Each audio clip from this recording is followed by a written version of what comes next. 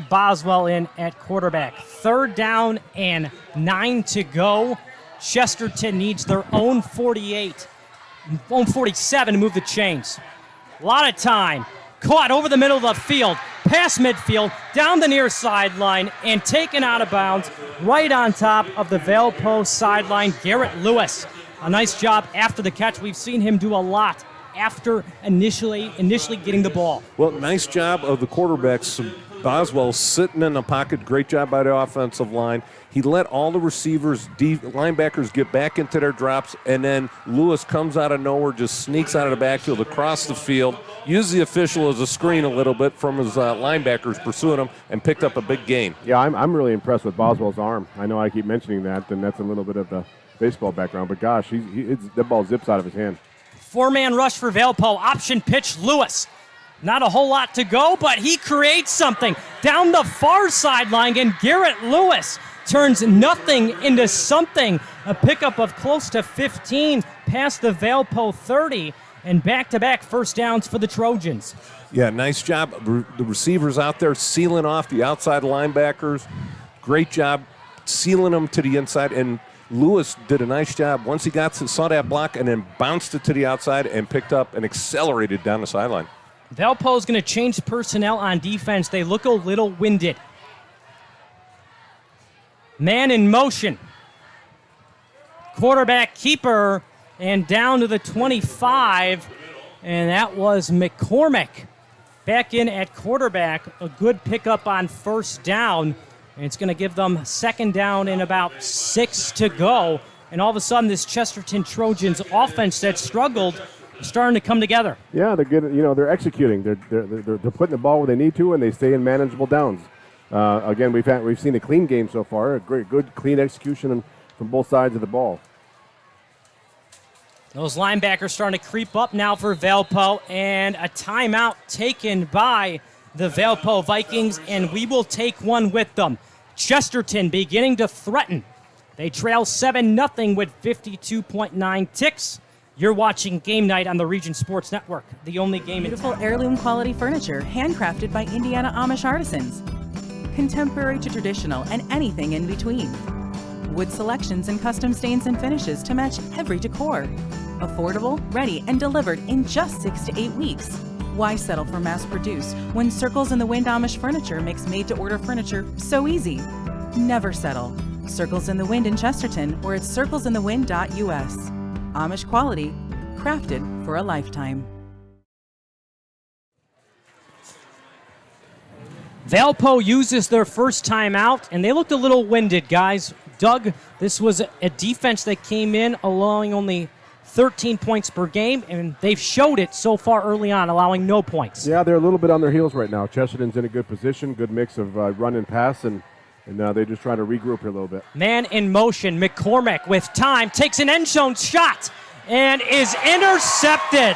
Well, incomplete. They dropped it. I stand corrected. It should have been picked off. McCormick was looking for Tyler Peterson, and, well, it was not there. That was a good little slant pattern, a little post pattern. Good ball. He just got to throw it a little longer. He's got to put some air into that and make it so Peterson's catching that in the back of the end zone. He left it a little bit short. Yeah, McCormick needs to throw that a step earlier. Yeah. It was Chase Schroeder in on the coverage. And this is going to bring up 3rd and 7. Chesterton down 7-0, has picked up a couple of 3rd downs so far tonight. Can they do it here? With time. Over the middle. Wide open. Past the 5. Close to the goal line. They're marking it down. In. Oh, one short. official marked it short. Oh. One official marked it a touchdown. It is 6. Boswell finds his man over the middle of the field. And it is all of a sudden a 7-6 ball game. That was a good drive, good clean play. Another good ball by Boswell. Well, again, they did the same thing. They waited for the linebackers, everybody to get in their drop. Valpo's not getting a pass rush, so Boswell has plenty of time to sit and throw in the pocket, and they leak that back out of the backfield, and he comes in and scores, and that looks like it's no good.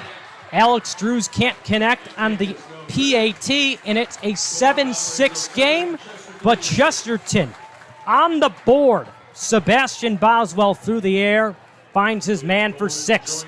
We're going to take a timeout. 38.5 seconds remaining here in quarter number 1. We've got a good one on hand.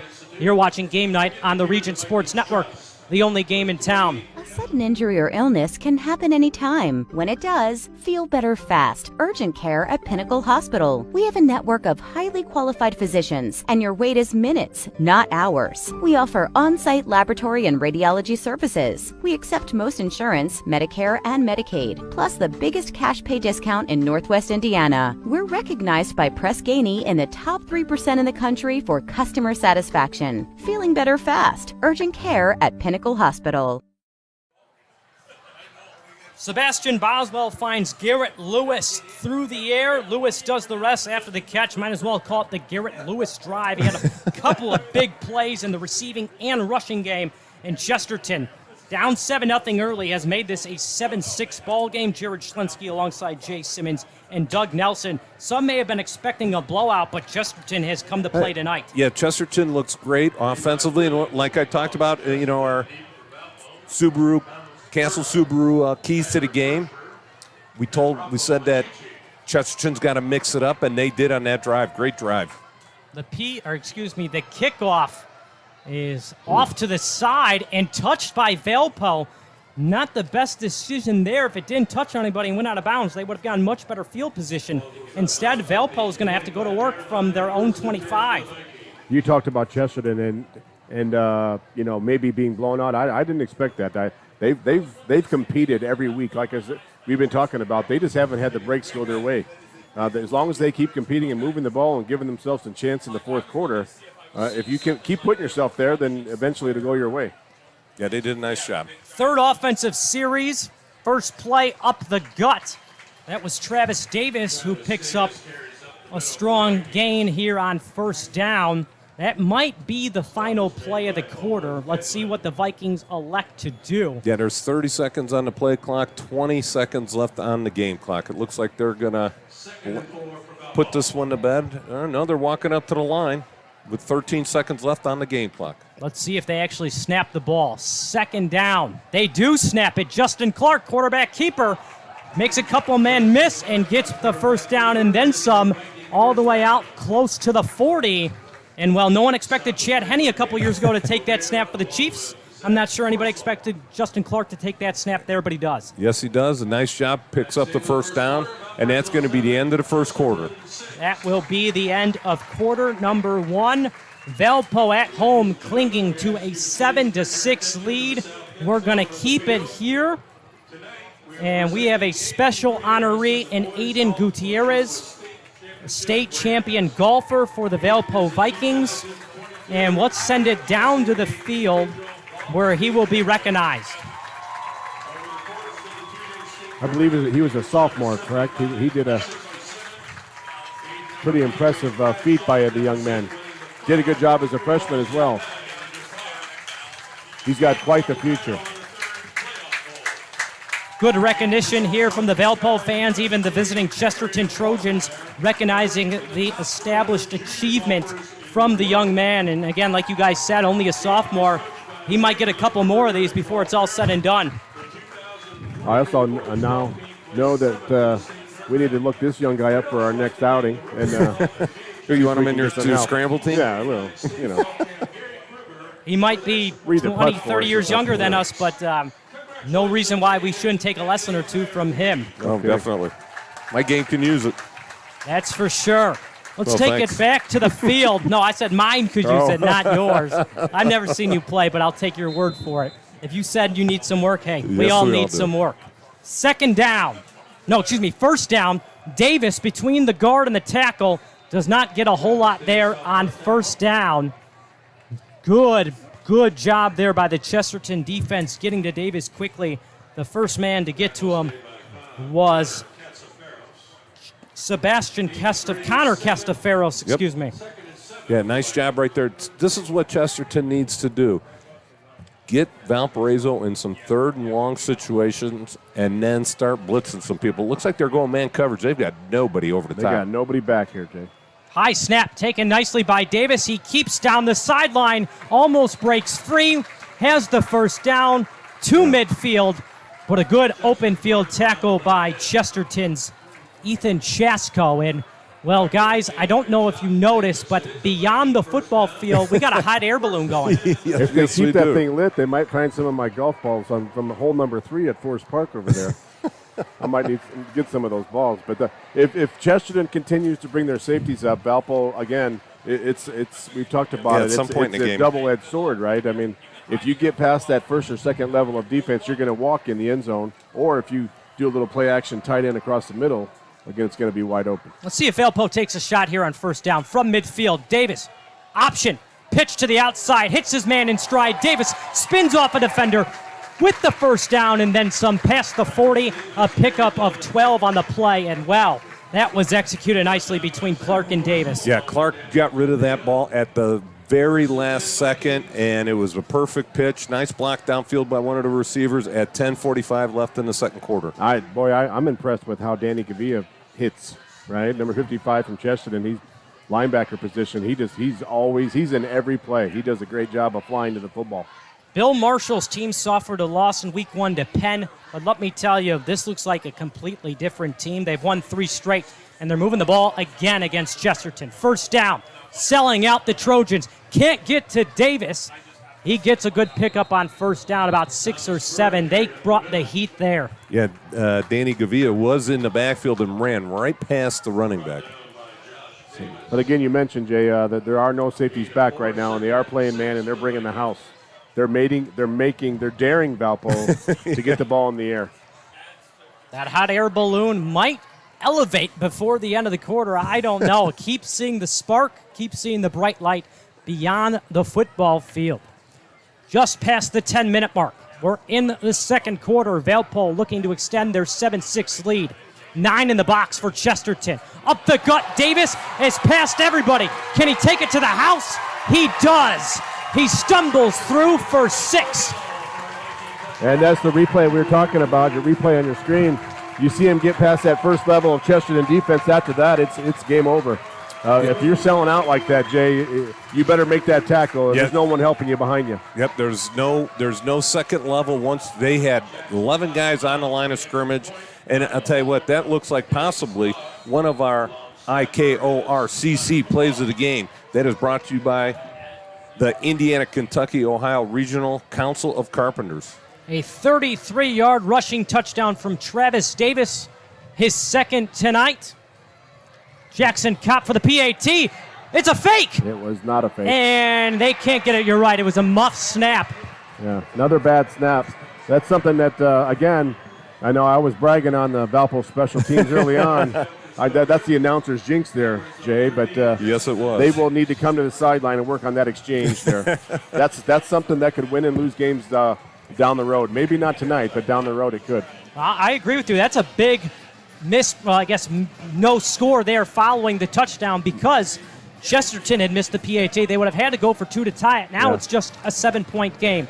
It's 13-6 in favor of Valpo here at home. 9:35 to go. Back-to-back touchdowns for both teams. First it was Chesterton, now Valpo scores via the rushing attack. And now we're going to see the return unit from Chesterton. Haven't seen a whole lot in the return game. Both these kickers got a pretty good leg. And one question real quick. Daryl Davis, how long was that run? 33 yards out. 33 yards out. All right. Got to make sure just in case that is the IKORCC play of the game. Again, those are the details that are going to drive Coach crazy, is the bad snaps, the missed extra points. Those little things add up and could stop a postseason run, and that would be a horrible way to end the season. Chesterton sends out the return unit. To no surprise, Garrett Lewis out there along with Bryce Toma. Lewis has had a busy day, has done it with his hands in the receiving game, has done it with his legs in the running game, and the kick goes out of bounds, and Chesterton is going to have their best field position tonight, and this is a huge drive because they could tie this game up with 9:35 to go in the quarter. It might be even best if they can take a lot of time off the clock. Yeah, they want to take their time, get an established drive, give their defense a little bit of a break over there, and get some first downs. Again, keeping it mixed up. They did it really nice last drive. I want to see if Valparaiso, Doug, and you, I don't know if you may agree with me on this one. I want to see Valpo blitz a little bit. They have not blitzed on any passing situation at all. Yeah, their secondary is playing pretty safe, aren't they? Those middle-level guys. I want to see those linebackers attack just to see what happens, just to try to change up Chesterton here and mess up their rhythm. Chesterton's going to go to work from their own 35 following the kick out of bounds. 2 receivers to both sides. 6 in the box. Play fake over the middle and caught close to the 40. Good, strong catch by Levi Wheeling. Couple of those linebackers all over him, but he was able to bring it in. Yeah, he had one of his offensive players right on top of him and 2 linebackers. Great catch, nice use of the hands. Extended his arms out, pulled it in. Those linebackers were right there, though, right? And that's what we're talking about, and that's why I guess we're up here and the coaches are down there. But again, I would just like to see the linebackers get more aggressive, make Boswell a little uncomfortable. Let's see him move his feet a little bit. They give him 4 yards. Bottom of your screen, it's Wheeling in the slot. Tyler Peterson outside the numbers. Peterson was the intended target. It was bounced in the air and caught by Boswell. And now he reverses field all the way to the Chesterton sideline and gets close to the bed in the air and nearly a disaster. And Boswell turns it into something. Yeah, Boswell. I think at that point he should have just knocked it down, ended the play, instead of catching it and trying to make something happen. And it's going to be third and 7 here with 8:25 left in the second quarter. Yeah, I think in film tomorrow, Coach Peterson will say, "Well, just knock that one down and live to see another day." Don't build your stance up. Yeah, he got a reception and a pass there. 4-man rush. Valpo gets to Boswell. The pass sails over the head of Wheeling. Good coverage on the outside by Valpo's Peter Crossan. We've seen these linebackers stop the run in the box and now play coverage on the outside. They can do it all. Yeah, I saw the defensive end there. I'm looking him up, number 94. He brought some pressure to Boswell. Zach Brown maybe made Boswell throw that one a little quicker than he wanted to. 2 returners back for Valpo. Both stand at their 25-yard line. The punt, this is the best one tonight, but it's returnable. And the first man misses past the 30 to the Chesterton sideline, whipped out of bounds close to the 35. Good return by Valpo's TJ Watkins. And the stop by Valpo's Devin Sane. This hometown scoreboard update is brought to you by Strack and Van Til, your local grocer with over 89 years of heritage. And we've got a doozy going on in Lowell. Hobart 14, Lowell Red Devils 7. Hobart, again, that's 2 programs that usually get things righted about this time of the year and get the momentum going into the postseason. A 3-and-out for the Chesterton offense. Quarterback draw by the quarterback, Justin Clark, and Clark rumbles and tumbles past the 45, a pickup of close to 15, and a good start here on this offensive series. Yeah, nice job. One of the running backs went downfield. It might have been Travis Davis going downfield, making a nice block downfield to extend the play. Josh Clark did a nice job setting his feet, looking like he was going to throw. Jay, to go along, I liked his patience there. He let that play set up, didn't he? He let that play happen. 2 receivers set to the far. Give up the middle. Close to midfield. Still on his feet. Inching closer and closer to the first down marker. And the first time today, we've called the name of Valpo's Thomas Berta. That's a weight room run there, boy. He was pulling guys there, wasn't he? His feet never stopped moving. Yeah. He was doing the chop, the feet chop the whole way. Driving his knees there. His knees were up high, driving, pulling them. Determination. Just under 7 minutes to go here in the first half. Valpo looking to extend their 13-6 lead. Back to Berta, and Berta initially stopped in the backfield, keeps the legs going past the first down marker before being wrapped up by Josh Davis. Real quick, I got to give you a Strack and Van Til scoreboard update. Just coming across the wire in the second quarter, Highland knotted up with Andrean 7-7. A little shocker right there. Early on, that's a good one for the Trojans. Yes, it is. 3 plays, 3 runs for Valpo. They've got a couple of first downs, and they are in Chesterton territory. Clark, the quarterback, up the middle to his halfback, and another good chunk on first down. Travis Davis right near the marker. And all of a sudden, this Valpo offense starting to put some stuff together, especially on the ground. Yeah, that offensive line's getting a good push with 6:19 left in the second quarter. They're getting a real good push and putting those Chesterton defensive linemen on some skates. This is a big O-line. All 5 starters over 230 pounds. And the left tackle, Matt Hofer, just a junior. Back to Berta. Berta with the first down near the 30. And we talked about Hofer a little bit in the pregame. Brother plays at Western Michigan. There's some good genes in this family, I'll tell you that. Yeah, and it's again, they're just getting that good push in between the tackles, and Valparaiso just establishing at 5:50 and clock running left in the second quarter. Valparaiso just starting to establish just a ground and pound. Yeah, their line, you can see their line is much bigger than the Chesterton defensive line, and it could be starting to wear them out in this warm and humid day. Flag comes in. Travis Davis up the middle, gets about 5. Let's see if the pickup stays or if this is coming back. I didn't see anything initially. Maybe a hold? And it is against Valpo, and it's going to bring them back 10 yards. We haven't seen them throw the ball so far on this drive, but this is going to be 1st and 20. Let's see if they go to the air with 5:35 to go here in the first half. Maybe a screen or a draw would be effective.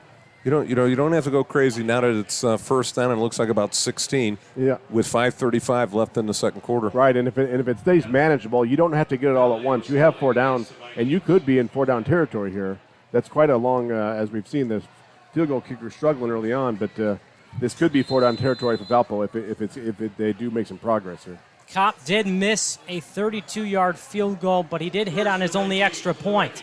Clark, quarterback keeper, they were ready for it this time. Chesterton's defensive line snips it out, and Gavea, along with Isaiah Fowler, throw Clark down to the ground late. The crowd looking for a flag, not going to get it. Not very happy about that one.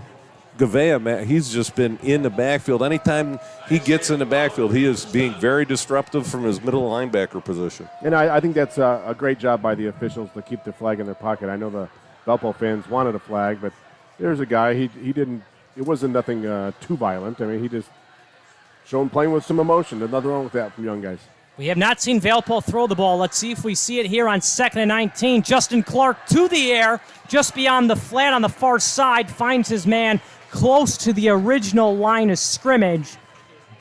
And that was slot receiver Rocco Machichi, who we've seen out on the return a couple times, catches his first pass today. They're getting closer back to the original line of scrimmage. They're still 3rd and long. Again, you're looking at about a 47-yard field goal. So yep. I would highly doubt that Valpo would go for a field goal from here. Yeah, and with what wind there is, it's in our face. Yeah. Timeout taken by Valpo with 4:17 to go in the first half. We're going to keep it here. Haven't seen many of these 3rd and longs today. In fact, I can't think of any 3rd and 11 to be exact. I think what do you do here? Well, if I'm Valpo, you know what? Go for half of the distance here. Get it 4th and manageable, and then try and go for it. I mean, you run a play that's going to go past the first down, but you have some options short of it. And if they can get 5 or 6 yards, then they can go for it on 4th and 5 or 6. If you're the Chesterton defense, what do you do, Doug? You've sat back and given up some yards, but you haven't broke. Do you bring pressure, maybe sit back and play coverage? What do you expect here on 3rd down? You might bring pressure up the middle. Make Valpo have to make a decision. Put a little pressure on the defense.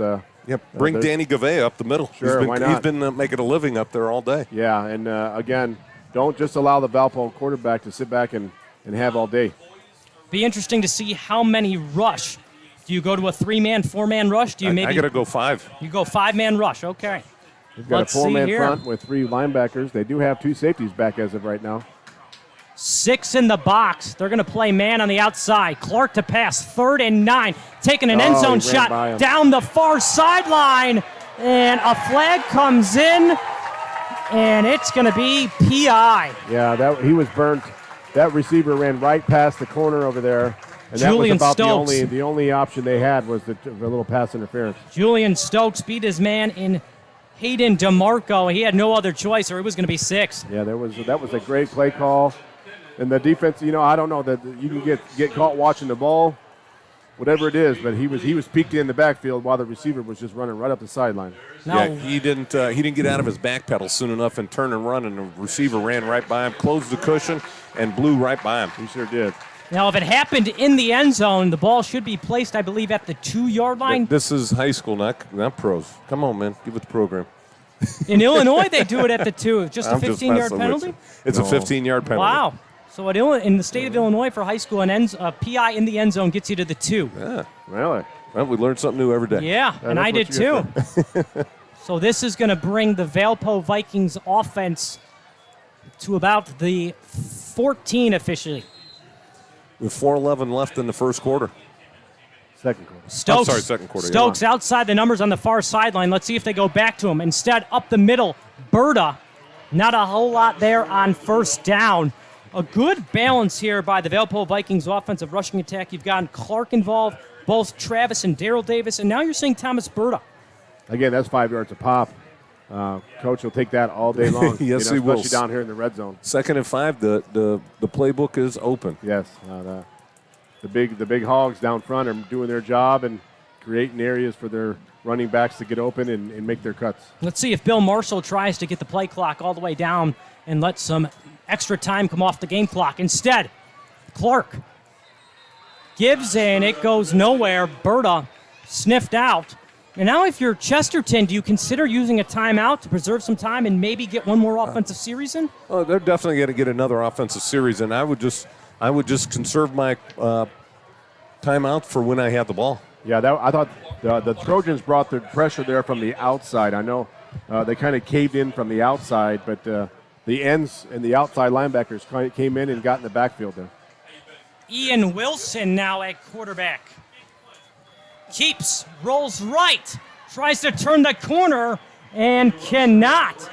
Good job there by Chesterton on the outside. And the first man there was Aiden Pickering. Yeah, it looks like he spotted him at about the 7-yard line. I've been impressed with the Chesterton defense in the red zone. I know they gave up a touchdown early on, but they've really made it difficult for Valpo, and kind of the bend but don't break defense has done a pretty good job so far for Chesterton, even though I know they've given up 2 touchdowns. Jay, you surprised to see him kick here? It does make it a 2-score game. Yeah, I would definitely try and go for the touchdown here. They've struggled on their kicking team. Game clock under 3 minutes, the play clock under 5 seconds. Are they going to get this off? And a timeout taken by Valpo. Wow, Coach that Marshall's was close. A little unhappy. The play clock's right there in front of you, he's telling his guys, and you got to get that thing off. I thought he was just pointing to the weight room. Either that or the hot air balloon over there in the distance. So let's see if this was a decoy. Do you bring out the field goal unit to make Chesterton think you're going to go for the field goal? And now do you go back to the offense? Or Yeah, he just yelled at him for a few seconds and then sent him back out there.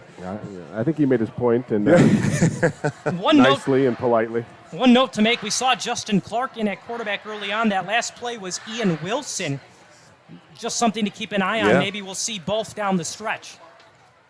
But he's definitely maybe one of the running option quarterback for the team. And again, like we said, I know I keep mentioning, but this is something that you give Chesterton something to think about. Well, personnel, something else they have to prepare for. A 24-yard field goal attempt. Jackson Kopp. Fake. It is a fake. They throw to the end zone. And Zagabia again? Incomplete. The ball skipped coming back. So it could also be a bad snap. A second time there was a bad snap. Well, that long snapper needs to spend halftime over by those buses to straighten out that long Now, snap. Alex Rodriguez was on the right side of the line. He did go towards the goalpost. Or I'm sorry, excuse me. He went towards the far side Well, pylon. yes. As soon as he got the ball, he just yelled out fire, and it looked like the tight end released to the outside corner. When you hear that word fire, on the extra point team, you are running, or field goal team, you are running for the corner of the end zone with 2:48 left in the second quarter. But that was a great job there by Gavia to make something happen. With time, rolling right, getting rid of it as he's being taken down to the ground is McCormick. Falls incomplete. I got to tell you, fellas, Illinois, Indiana, a little bit of difference. The main one, following a missed field goal, ball goes back to the 20 if it's inside the 20. Yeah, that's a unique difference, huh? Yeah, no. I do like the Valpo defense did brought pressure there eventually, Jay. Yeah, it was Tyler Young chasing him right there. Yeah, and they made Boswell a little uncomfortable in the pocket, made him stretch out and force him to get rid of the ball. Haven't seen much of this today. Empty set for Chesterton. Now Garrett Lewis comes into the backfield. He's got the Trojans' only touchdown. Let's see if he touches the ball here. 2nd and 10. Looked like a little bit of early movement. They're going to let it play out. And a little quick pitch and catch with Tyler Peterson on the outside close to the first down marker. Going to need about 4 more to move the chains. Yeah, Chesterton, you don't want to be in too much of a hurry because you certainly don't want to give the ball back with 2:37 left in the second quarter. Give the ball back to Valparaiso. You might want to. I think if you're going to, the play you should run here should be a running play, so that way you do burn some clock if you don't get the first down. Valpo still has a timeout, so if they keep Chesterton short, they might use it and take one more shot. Back to pass over to Wheeling. And Wheeling is going to be short, too, near the 30. Wheeling caught that ball in between the two hashes. They're moving the chains. Well, that was a good spot, first of all. Secondly, Generous. they're being patient, and I don't know if Chesterton's called any timeout, so they got plenty of time here. They sure do. Quickly back to the line go the Trojans, and Wheeling does pick up the first down. He's got a couple of catches now, and you see him in the slot on the near side. Game clock continues. Oh, it stopped. Now it's rolling. With time. Down the sideline and hauled in. What a catch by number 13, Tyler Peterson, the son of the head coach, Mark Peterson. And a nice throw from Boswell to Peterson down the far sideline. Looks like Chesterton's going tempo. They're trying to go on the ball. They have a lot of time left. They do. They really do. And their timeouts. Peterson's second catch of the drive. And he spikes it and stops the clock with 1 minute and 54 seconds left. You surprised by that? There's plenty of time. Yeah, I was really shocked. Why waste it down right there? Run the play.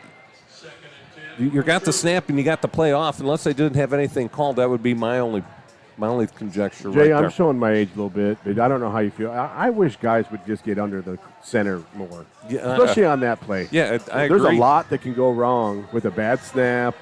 Everything, just get under the center. If you're going to do that, especially, just get under it and spike it real quick. That's a good point. If you are going to snap, no sense to do it out of the gun. I don't. Two receivers set, ball on the far hash. Boswell with time, Oh. a little behind Peterson, and he could not haul it in. Good coverage on the back end by the Valpo DB, and that was It's like 15, Tyrus Morris, right? Sophomore, Yeah. 5'5", 120. Tyrus Morris. He's got his work cut out for him with Tyler Peterson. Peterson tried to do the reach back one-hand grab at full speed. If he'd have gotten that ball out in front of him, he might have had 6. Yeah, he might still be running. 3rd and 10, and now you talk about that spike proving to be a costly loss of a down. Trips to the far side. With time, pressure comes over the middle, caught by Garrett Lewis, but short of the sticks, and the clock will run. A really nice tackle on hand by Valpo's Tyler Verschure. Yep. Chesterton takes a timeout right here. And we will take one with them. Yes, we will, here on Region Sports Network. 1:39 to go. 4th down coming up for the Chesterton Trojans when we return. You're watching Game Night on the Region Sports Network, the only game in town.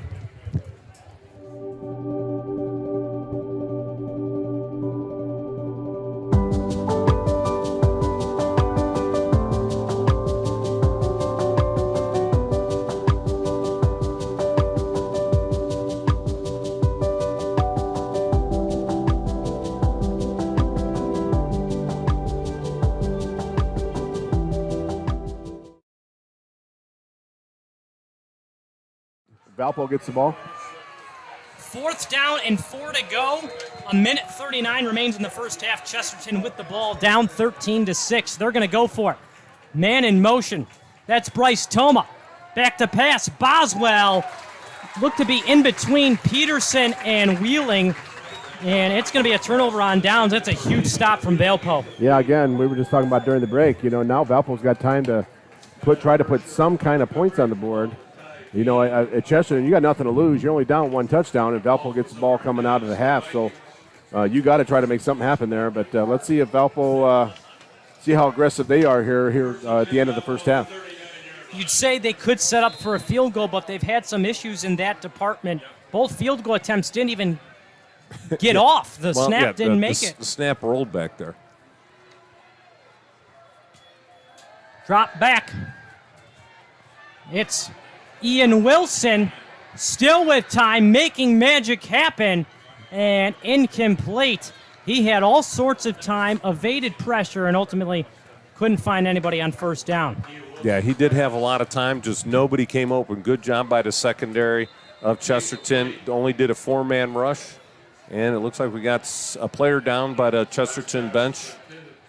Yeah, that was great coverage by Chesterton, especially for an extended period of time. To be able to do that without any flags, without any holding, that's a great job there by Chesterton. Let's talk about the quarterback change. We saw Justin Clark early on. It didn't look like he suffered any sort of injury, but the starter to begin the year was Ian Wilson. He did not start tonight. He got hurt last week, and while he's in now, and Valpo's offense really doesn't look like they've missed a beat with either quarterback in. Yeah, these two guys look really interchangeable. Ian Wilson did a nice job early on in the season. Now you've got Justin Clark doing just as good a job. I don't know what the coach sees, but he just likes to rotate these quarterbacks in and out. Yeah, when you have the horses that in the running back that Valpo's got, that makes the quarterback look real good. So, that good offensive line. Yeah, exactly. So Ian Wilson that last play had at least 3 or 4 seconds before anybody got pressure on him. I'm going to be interested to see if Chesterton brings a linebacker here, rushes 5. The go-to receiver for this Vikings offense has been Julian Stokes tonight. Wilson with time steps up and can't avoid pressure. He made one man miss, but not the second. And in on the stop for Chesterton was the defensive lineman, Michael Zielinski. Yeah, Ian Wilson did a nice job. It looked like they were trying to hit a quick screen with 1:10 and running left in the quarter. It looked like if he would have let go of that ball, it would have been right into a defensive lineman's hands. Yeah, he jumped it. Big time. Again, and he did not get off that first read. He saw first read and saw it was taken. If he looked over here to the left, he had some receivers open. You surprised to see head coach Mark Peterson not use a timeout for Chesterton? 3rd and forever? You know what? You save your timeout for after this play. 3rd down on the ground. Toma still moving, gets to the original line of scrimmage. Now it looks like they're calling a timeout. The timeout is taken by Mark Peterson with 35 seconds. Now you really need a good punt if you're Valpo. Special teams have not been strong for them tonight. A bad punt here could put Chesterton in position to get points. Yeah, you get a good little bit of a return here by Chesterton and give Boswell a chance with that cannon for an arm. Anything can happen. So that's a good timeout. You send the house here, try to block the punt. We'll see what happens. But anytime you got a chance to score before the end of the half and take that momentum into the locker room, that would be a win-win here for Chesterton. Yeah, definitely. You don't want back-to-back scores. If Valpo were to take that one and score and then come back and open up the second half with another score, it would open up the game. So great job defensively by Chesterton. The defense has risen to the occasion tonight. They have. I'm pretty impressed with Chesterton's defense so far. Any chance of a fake? Chesterton's offense really hasn't moved the ball all that well. Or, let me rephrase that. They've moved the ball better now in the second quarter, but they've struggled to find points. And, they're not in great position to move the ball. Yeah, I think Chesterton's going to open it up here and, try and throw first couple plays downfield, maybe some screen passes, see if they can break a big one. And they're going to it looks like they're bringing the house right there. Good snap and an okay punt. Fair caught for Lewis. Uh-oh. He muffed it, and it's loose. Bodies diving everywhere. Where's it at? It's still on the ground. And I think Valpo's got the ball. Garrett Lewis with the late fair catch signal could not haul it in, and Valpo recovers at the Chesterton 30. That is a huge swing in momentum with 23 seconds to go. Yeah, that ball right at the last second seemed to knuckle as it was coming down, and he just didn't get his body underneath it. He tried to reach out and catch it. If you're going to reach out and catch a punt, get away from it. And these are the kind of turnovers we talked about, Jay. These little mistakes. This is the kind of thing that's happened at Chesterton all year. You kind of shoot yourself in the foot just right at the wrong time. That was the first turnover by either team tonight. We've had a turnover on downs. That was the first turnover, though. Clark to throw, hit as he throws, and the ball to the turf. Good pressure again by Chesterton's Michael Zielinski. Yeah, Zielinski, he let him know that he was here on that play. There was a tight end crossing the middle of the field wide open. If he would have been able to get that ball off, that might have been 6. Yeah, if he could have stepped into that. That would have been good. He stepped into a shoulder pad on that one. He stepped into himself picking himself up off the ground. Only 19 seconds to go, but the clock does stop if you pick up a first down. You don't necessarily have to get out of bounds here to stop the clock. Well, they do have one timeout left. One timeout. Clark with time. Over the middle. Intercepted. Down the sideline. All the way to the 30. A nice play on hand by the safety, Hayden DeMarco. Played center field, if you will, cut across and picked off Clark for the first INT tonight. Yeah, Wilson, ill-advised pass right there. Didn't really look like he stepped into it and threw it just a little bit late. The receiver was open, but he's got to make that decision about 1 second earlier to get that ball in there between the two free safeties. If I'm Chesterton here, I take a knee. Yeah. I just take a knee. Let's use that momentum. It's not points, but you kept Valpo off the scoreboard. It's not points. It's use that momentum, get in the locker room, regroup. And, you're Coach Peterson would have been very happy if he was told he was only down one possession going into halftime. Maybe a safe little draw. You saw what happened with the muff punt. Will they take a chance and risk another potential turnover? They're going to throw. Boswell down the middle of the field looking for Peterson. Incomplete. And, so much for conservative. Mark Peterson wants to see if his team can move the ball. Well, you know what? Hey, that's not a bad play right there with 4.3 seconds left. Because even if they did intercept it, I couldn't see them bringing it all the way back for a touchdown. So give the quarterback some work out there. Let him try and air one out, see if you can sneak one in here at the end of the half. There we go. Take a knee. Yep. Well, now if that pass would have been completed, they could have had a chance to take a shot to the end zone. He's not going to get it 70 yards. And a knee taken on hand by Chesterton quarterback Sebastian Boswell. And that is how we will go into halftime. It's Chesterton trailing on the road 13-7. Connecting the first half and the second half to tonight's game, it's the Hose Connections halftime report presented by Hose Connections, proven under pressure. Take a timeout. When we come back, we'll recap the first half and get you ready for the start of the second half. You're watching Game Night on the Region Sports Network, the only game in town. Since 1998, customers have enjoyed Chicago dogs, Italian beef, burgers, Polish, and of course the gyros. All from the original George's Gyro Spot in Chesterton. Located at 325 North Calumet Road, George's Gyro Spot prides itself on fast, friendly service at affordable prices. Open 7 days a week, George's Gyro Spot offers dine-in or carry-out. To place an order, call 219-926-5435 or go to georgesgyrospot.com to check out their menu and to place your online order. The original George's Gyro Spot. Chesterton fans, you can get all your Trojan gear at Lee's Hallmark on Indian Boundary in Chesterton. From sweatshirts and hoodies to hats, t-shirts, sweatpants, and jackets, Lee's Hallmark has everything you need to show off your Trojan pride. To view the full stock of Chesterton apparel, as well as the other great merchandise that Lee's Hallmark has to offer, visit them online at leeshallmarkchesterton.com. Lee's Hallmark in Chesterton, proud to support the Trojans. Hi, I'm Crowell Company's Lantern Man. I'll cover your motorcycle. I'll be with you on the water. I'll be with you on the snow. I'll cover your insurance needs wherever you go. I'll be at Crowell Agency from 9 a.m. to 9 p.m. As Crowell Company's Lantern Man, I'm your insurance superhero.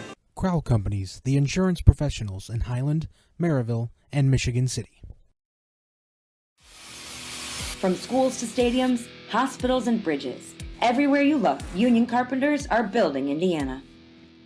With jobs and skilled trades in high demand, there's never been a better time to start building your future. As an apprentice, you'll earn a debt-free college degree, earn while you learn, and receive great benefits like healthcare and retirement. So what are you waiting for? Visit carpenters.com to learn more. Visit carpenters.com and start building your future today.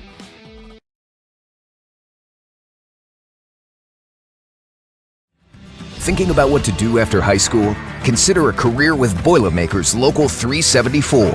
As a Boilermaker apprentice, you'll earn while you learn. We offer excellent wages and benefits, and as part of our no-cost hands-on apprenticeship program, you'll learn from the best in state-of-the-art training centers and on the job. Become a union Boilermaker and get on your way to a great career. Find out more, visit www.local374.org or call 219-845-1000.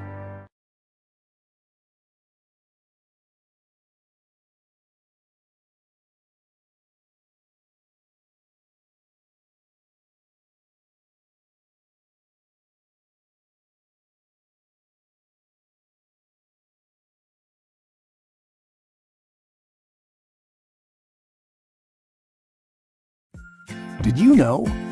They decorate over 210,000 cakes a year. Did you know? Their butcher will cut your meat your way.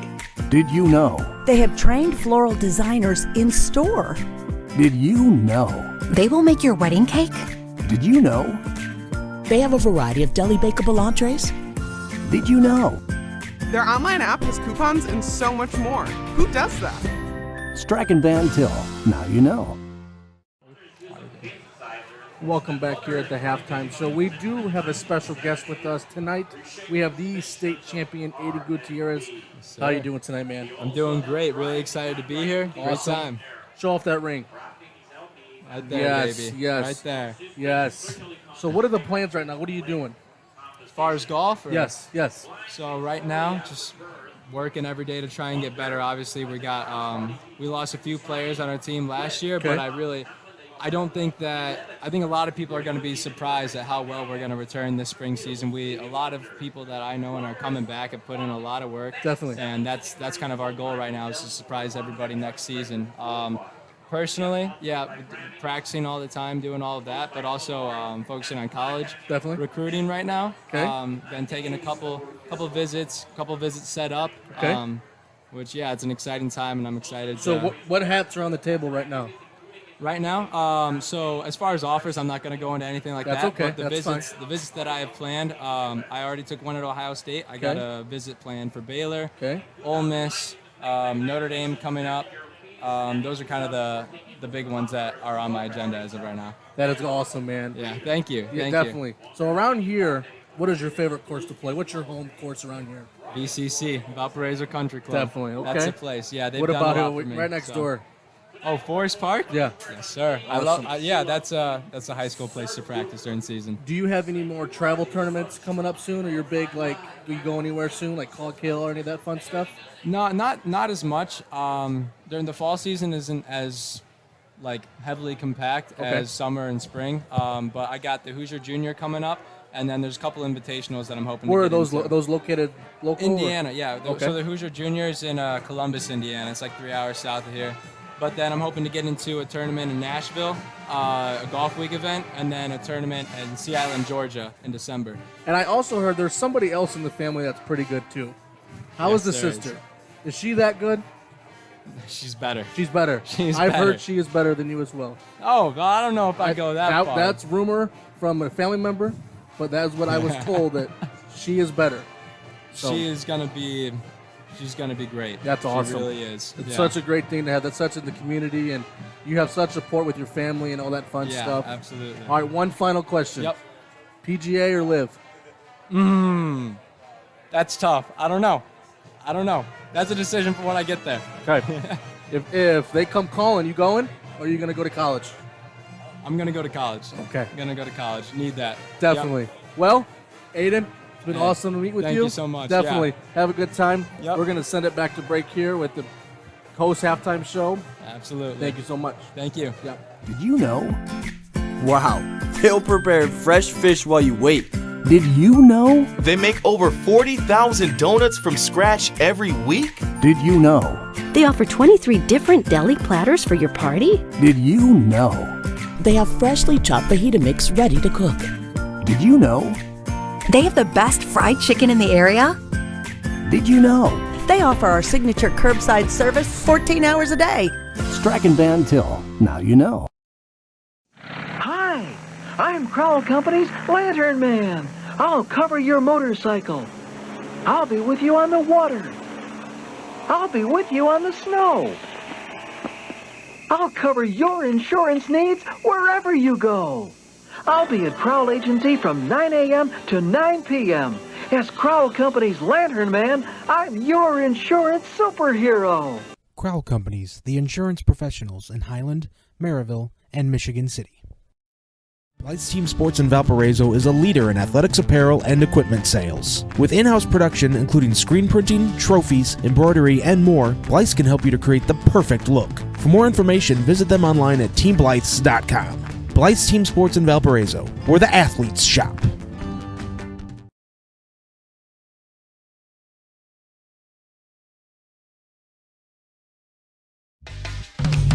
Attention homeowners, ready to start your next project? Need to pay off your debt? Refinance your home? Unlock the value of your home with a Centier Bank no-fee home equity loan or home equity line of credit. Stop by a local Centier branch today or visit us on the web at centier.com/home equity. Terms and conditions subject to change without notice, subject to credit approval. Centier Bank, NMLS number 408076, Equal Housing Lender, member FDIC.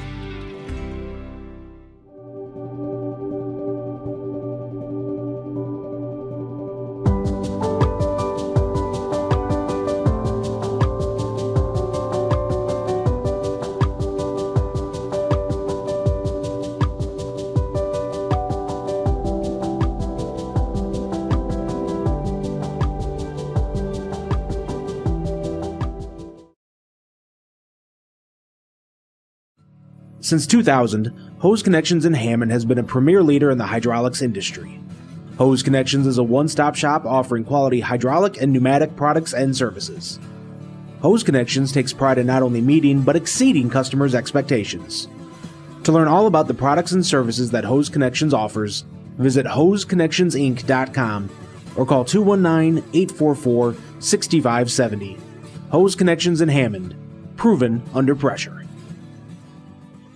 For over 113 years, Burns Funeral Home and Crematory has been assisting families in their time of need. Serving Northwest Indiana, the staff at Burns Funeral Home and Crematory will help guide your family in creating a meaningful ceremony to honor the life and memory of a loved one. Whether it's a simple, elaborate, traditional, or unique service, the caring family at Burns Funeral Home and Crematory will tailor a ceremony to fit your needs. Visit them on the web at burnsfuneral.com or give them a call at 942-1117. You're watching the Hose Connections Halftime Report, brought to you by Hose Connections on Kennedy Avenue in Hammond. Visit them on the web at hoseconnectionsinc.com. Hose Connections, proven under pressure. This looked like it had the potential of being a blowout early. Valpo got 6 on their opening drive. In fact, they got 7 to make it 7-0. Chesterton, a 3-and-out. And then all of a sudden, the second quarter comes and the Chesterton Trojans come to life. They get a touchdown. Valparaiso able to chime in with a field goal, another touchdown following a missed PAT. And we've played all of a sudden a half. And this is a 13-6 game. This is a lot closer than some may have expected, but give Chesterton credit. They came to play. Yeah, definitely. Right now, let's go over to scoring. Travis Davis on the opening drive for Valparaiso after a 3-and-out, a short field for the Vikings. Only had to go 40 yards for the drive. That came at 9 minutes and 17 seconds left in the first quarter. Travis Davis with a 6-yard run. PAT good. We'll keep that story going. And then with 38 seconds left in the first quarter, Garrett Lewis on a little quick release pass. You know, he lets the defensive backs and linebackers and everybody drop deep, and then he sneaks out of the backfield. Garrett Lewis does for a 24-yard pass from Sebastian Boswell. Again, that came with 38 seconds left in the first quarter. PAT, no good. Then, with 9:35, the very next drive by the Vikings, Travis Davis with a 33-yard run. Again, PAT, no good. That puts the score at 13-6, and this is where we stand at halftime. Doug, your thoughts on that? Again, I think Chesterton, if you would have told, I've said it earlier, Coach Peterson earlier, that they'd be down 1 touchdown the way they've played, he'd be very happy. The turnovers there, the little turnover flurry at the end of the second quarter there, but I think Coach Peterson and his staff are very happy with where they're at, and they're still in the ballgame. We talked about it the last couple of weeks. They've been right there. They're knocking on the door. And again, like we said, if you keep putting yourself in that position, good things will eventually happen, but they have to execute under pressure, make some adjustments here, and stop Valpo's run game if you can. Yeah, you look at the total yards, Chesterton nearly 100 less than Valparaiso, 92 to be exact, yet they're only down 1 score. Their defense, at times it's bend, but it's don't break, and it's helped them a lot stay in this game, and offensively, a really slow start. But all of a sudden, they found their go-to guy in Garrett Lewis, a guy that came out of nowhere last week and, didn't initially get the ball to begin the game, but they're starting to feed it to him, and he's creating things for this Chesterton offense. Yeah, and what they're doing is trying to sneak him out of the backfield, hit him on some passes after, like I said, everybody drops. They've done it 2 or 3 times. The 4th time they did it, Valparaiso linebacker sniffed it out, stayed at home. He only got a short gain. Again, we talked about it too, Jay, is I would like to see that Valpo defense just be a little bit more aggressive, put some pressure on Boswell and McCormick in the backfield and make him speed up a little bit, and that did make a difference in the accuracy of Boswell.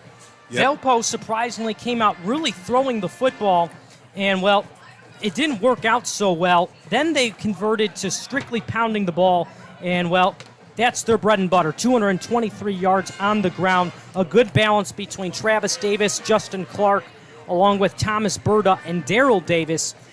But they've had a hard time finishing off drives. Doug, what are they going to have to do to start finding the end zone and not settling for field goal attempts?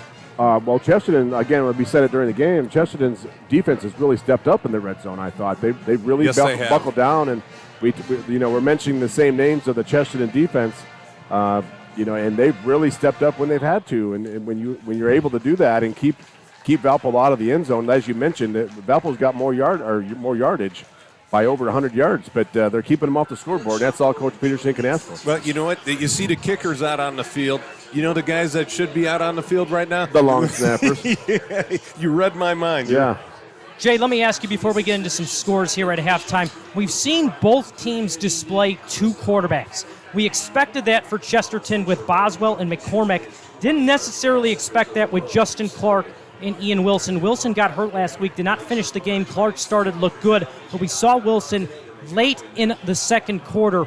How much of that do you have to prepare for the second half in terms of not knowing who's going to be playing quarterback? It looked like the last couple drives that they inserted Ian Wilson. We don't know if Justin Clark got hit or hurt himself, so we'll have to see what happens in the second half. But it looks like both coaches are trying to integrate a 2-quarterback system. Yeah, again, you talked about it. There's really, Boswell, I've been bragging on him in his arm all night, but, both guys can move the football, and McCormick brings the ground game into effect for the Chesterton. So, Coach Peterson and his staff are just trying to figure out who's going to give us the best chance to win this football game and win games down the road. So it's good to have that option. It's a good problem to have two good guys that are able to lead the football offensive when they're on that side of the ball. We're going to take a timeout. When we return, we will have our Strack and Van Til scoreboard update. You're watching Game Night on the Region Sports Network, the only game in town. Are you a steel hauler? Come work for Area Transportation. You must have a current valid Class A commercial driver's license and at least 1 year of recent verifiable steel hauling experience and at least 2 years of recent verifiable interstate experience operating a commercial motor vehicle. Call recruiting at 1-855-400-6939. That's 1-855-400-6939. This hometown scoreboard update is brought to you by Strack and Van Til, your favorite Indiana-made grocery store. They're your local grocer with over 89 years of heritage. Shop online for delivery or curbside pickup at strackandvantil.com. Jay, you've got a ton of scores. Yeah, let's get to it. Get to them for us, please. All right, here we go. Let's go into third quarter. Most of these games are a little bit ahead of us. We've had a long first half here. And let's start off with the Hobart Brickies versus the Lowell Red Devils. Hobart is up 14-7 in the third quarter. Crown Point 28, Portage 7. Hanover Central, I keep scratching it out every time I see the scoreboard update come by. It looks like another score. Hanover 47, Griffith nothing. The highlight of so far is the only one I have on the Highland Andrea game is 7-7. Let's see. Here we go. We got Crown Point 35, Portage 7. That is in the third quarter. Calumet 27, East Chicago 0 in the third quarter. Kankakee Valley 14, Munster 7, Hanover Central 25, Pioneer 8. LaPorte and Lake Central knotted up at 7. River Forest 13, Whiting Oilers 7. Lake Station 12, Bishop No Warriors 0. And flipping to the last page, a little bit of an upset in the making. Wheeler Bearcats 1-3 on the season, up 13-7 over Boone Grove 2-2 on the season. Let's see. I'm going to say, was that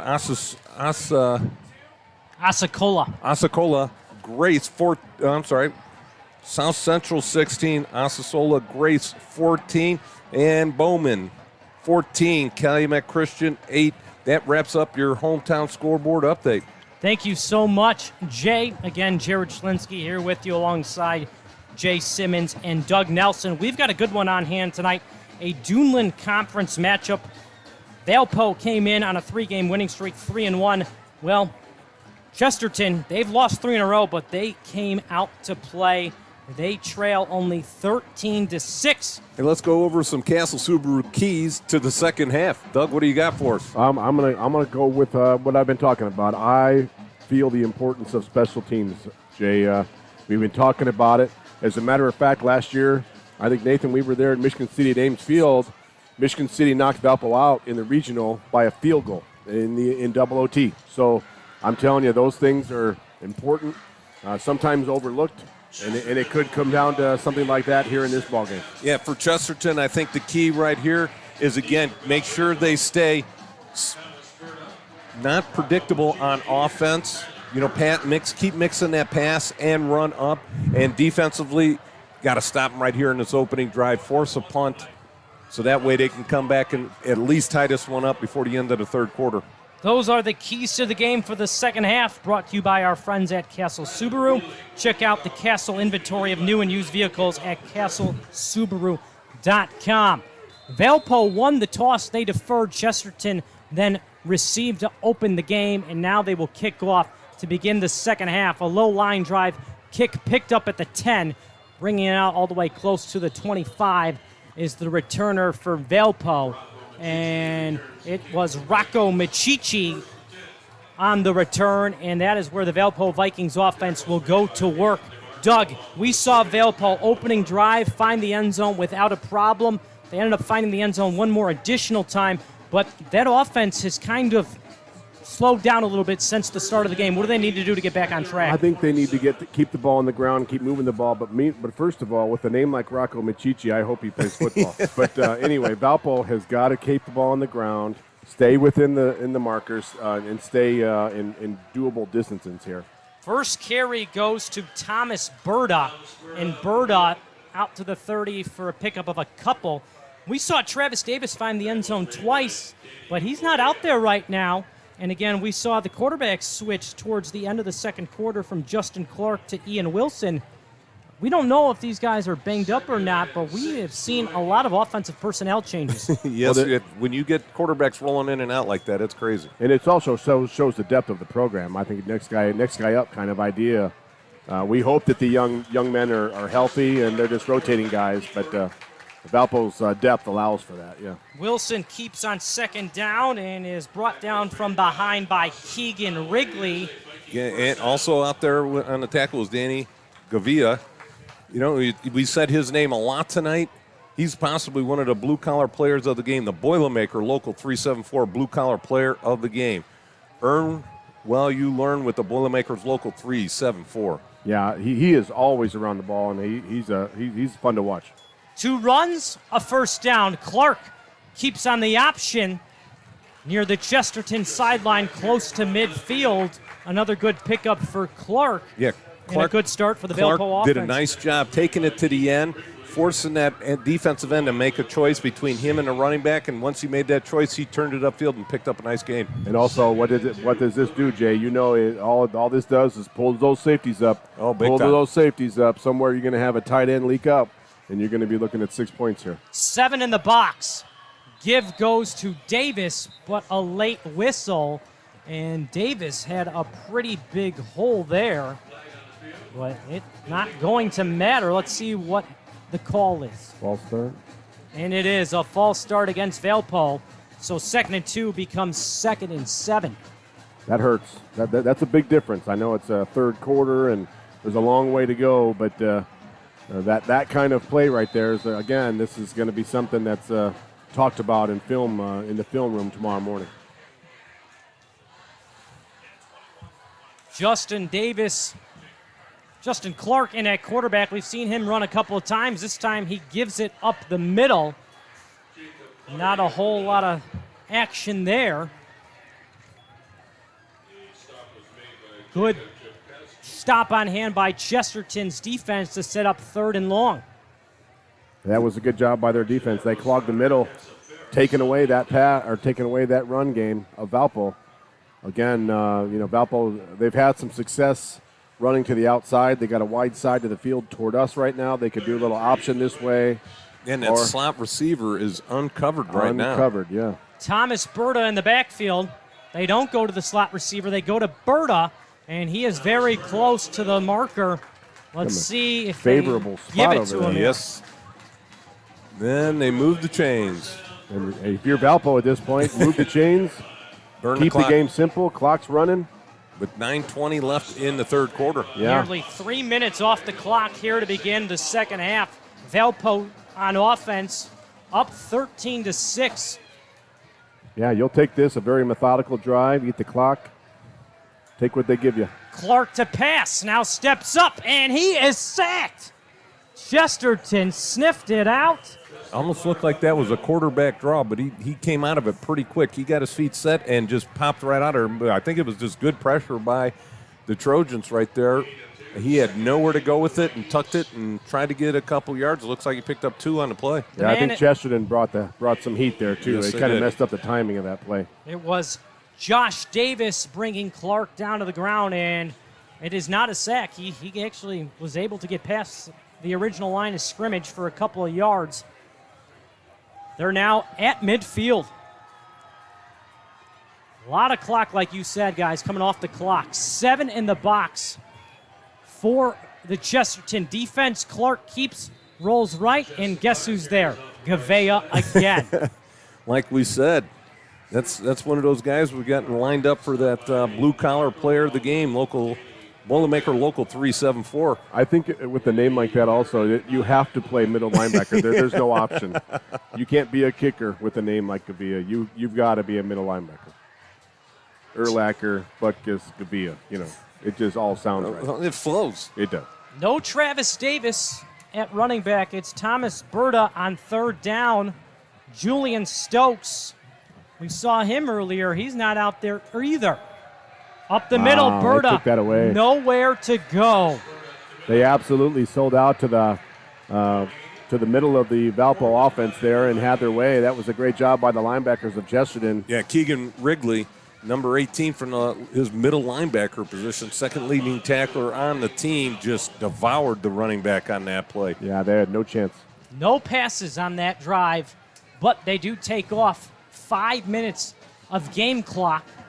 And still a 13-6 lead for Valpo. They're going to trust their defense.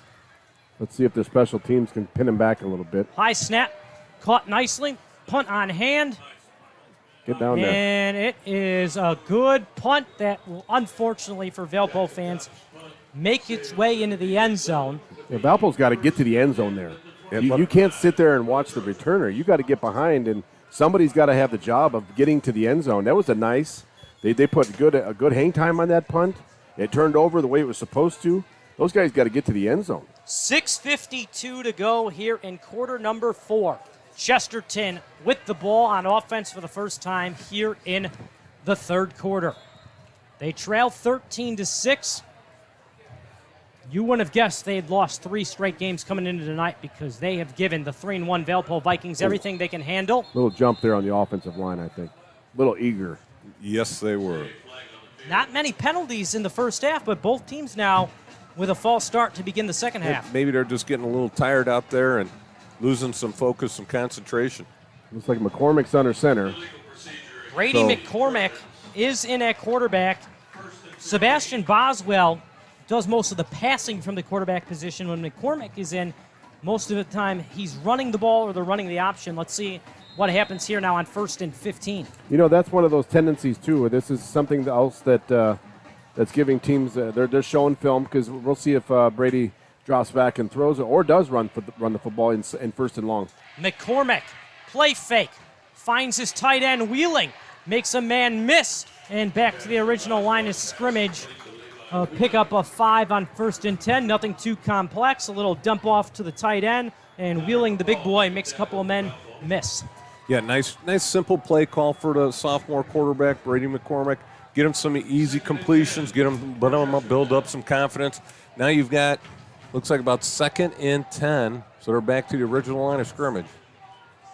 We saw a lot of Tyler Peterson. And they're going to go backwards again.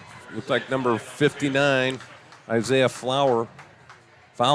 Yeah, he's the defensive end on this side is giving this guy fits. You see him, he hopped a little bit to his right to get a better angle to the backfield, and he's in 59 is reacting to it. So he needs to stay down and watch the football. 2nd and 10 is now 2nd and 15. We saw a lot of Garrett Lewis and Tyler Peterson in the passing game late in the first half. Let's see now if we see them get involved here in the third quarter. Peterson just inside the numbers at the bottom of your screen. Toma in the slot. Give this time goes to Garrett Lewis, and Lewis makes his way out to, again, the original line of scrimmage, but still 3rd and long. Yeah, Lewis did a nice job right there, waiting for his pulling guard, Nolan Murphy, number 75, his right guard, pulling all the way around, leading up into the hole, and Lewis just got right behind him for a nice gain. It's still going to be 3rd and 9. Yeah, I thought that was a nice inside handoff there, and he hit the hole. Boswell's back in, guys. We'll see what happens. Gets to show off his Elway-like arm. Valpo brings in their nickel corner, Tyree Morris. Trips to the far side, man on the near. Boswell to pass. Over the middle of the field, and Morris, who just checked in with the hit, breaks up the pass. And you talk about making an impact. Come into the game off the bench, and you force an incompletion. Yeah, Bryce Toma, Chesterton passing-wise has been successful hitting the underneath routes, and one of the linebackers has sort of settled in there. Looked like the nickelback you just talked about. Just came in and filled in for one of the linebackers and just sort of sit in that middle. Nice job by the coaching staff to make that adjustment. You would look like a little zone there, right, Coach? I mean, he wasn't chasing. He wasn't pursuing guys across the field. He was just waiting for the cutter to get there. It's a high punt for Chesterton, but not very deep, and it is... Yeah, the punter hit it like it looked like his foot hit the point. Yeah, that looked like a terrible drop by the punter. Yeah. Aiden Weaver has had a couple of good punts today. Not that one. Not that one, but he still had I still say he's had a pretty good day today. 5:03 to go here in quarter number 3. Both teams forced to punt on their initial drives here to begin the second half. And let's be honest, the Valpo Vikings offense came out of the gate setting a statement, but they have really lost their identity since. Well, Chesterton's made some good adjustments, too. You need to give them some credit. You need to give them some credit. Absolutely. Yeah, and Valpo, again, they've been moving the football, but they just haven't been able to convert to touchdowns. They've or had field goals. Field goal attempts, but not points on the board. Man in motion takes the jet sweep, still on his feet, and a pickup number of 38. a couple. Rocco Machichi. We've seen him in the return game, and today, now in the second half, he gets the jet sweep. If you had that little line like they have in the NFL, he ran about 60 yards to pick up Yeah. Like 3. 3, yeah. Don't forget, at the conclusion of tonight's game, we'll name the Crowell Company's Lantern Man superhero of the game. They have offices open from 9 to 7, Monday through Friday, Saturday until 2, Highland, Maryville, and Michigan City. Good starting field position for Valpo, just their second play of the drive, and they are at the Chesterton 37. Clark keeps on the option. A lot of room. Ooh. He's passed a couple of men before taking a good hit at the 30. He should have the first down, but Clark uses his legs there to move the sticks. Yeah, and a nice head fake in open field. Clark made one of the Chesterton Trojans guys miss a wide open tackle in the middle of the field, made him look bad. And I also thought the offensive lineman on the end over there for Valpo did a great job of sealing that. Yes, they did. Yeah, he did a great job and giving Clark a chance to get outside. Let's see if we see Julian Davis get involved in the passing game. He forced pass interference in the second quarter, also had a big catch in the first quarter. He's lined up outside the numbers at the top of your screen. Instead, Clark keeps on the option, and the ball comes out. Chesterton might have it. They say they do. Again, they're just hanging around, keeping themselves a chance.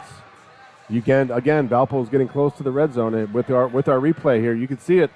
Defense is being fortunate, and our guy Gavia's in on the play again. Yeah, he hit him. His helmet hit right on the ball, and the ball popped out. It's like we have a Chesterton guy down. Hopefully it's a cramp. Isaiah Fowler forced the fumble, and the man on the ground is the man who recovered it. We're going to take a timeout. We'll let you know who that was when we return. 3:38 to go, Chesterton ball when we return. You're watching Game Night on the Region Sports Network, the only game in town. Since 1998, customers have enjoyed Chicago dogs, Italian beef, burgers, Polish, and of course the gyros. All from the original George's Gyro Spot in Chesterton. Located at 325 North Calumet Road, George's Gyro Spot prides itself on fast, friendly service at affordable prices. Open 7 days a week, George's Gyro Spot offers dine-in or carry-out. To place an order, call 219-926-5435 or go to georgesgyrospot.com to check out their menu and to place your online order. The original George's Gyro Spot. Beautiful heirloom quality furniture handcrafted by Indiana Amish artisans. Contemporary to traditional and anything in between. Wood selections and custom stains and finishes to match every decor. Affordable, ready, and delivered in just 6 to 8 weeks. Why settle for mass-produced when Circles in the Wind Amish Furniture makes made-to-order furniture so easy? Never settle.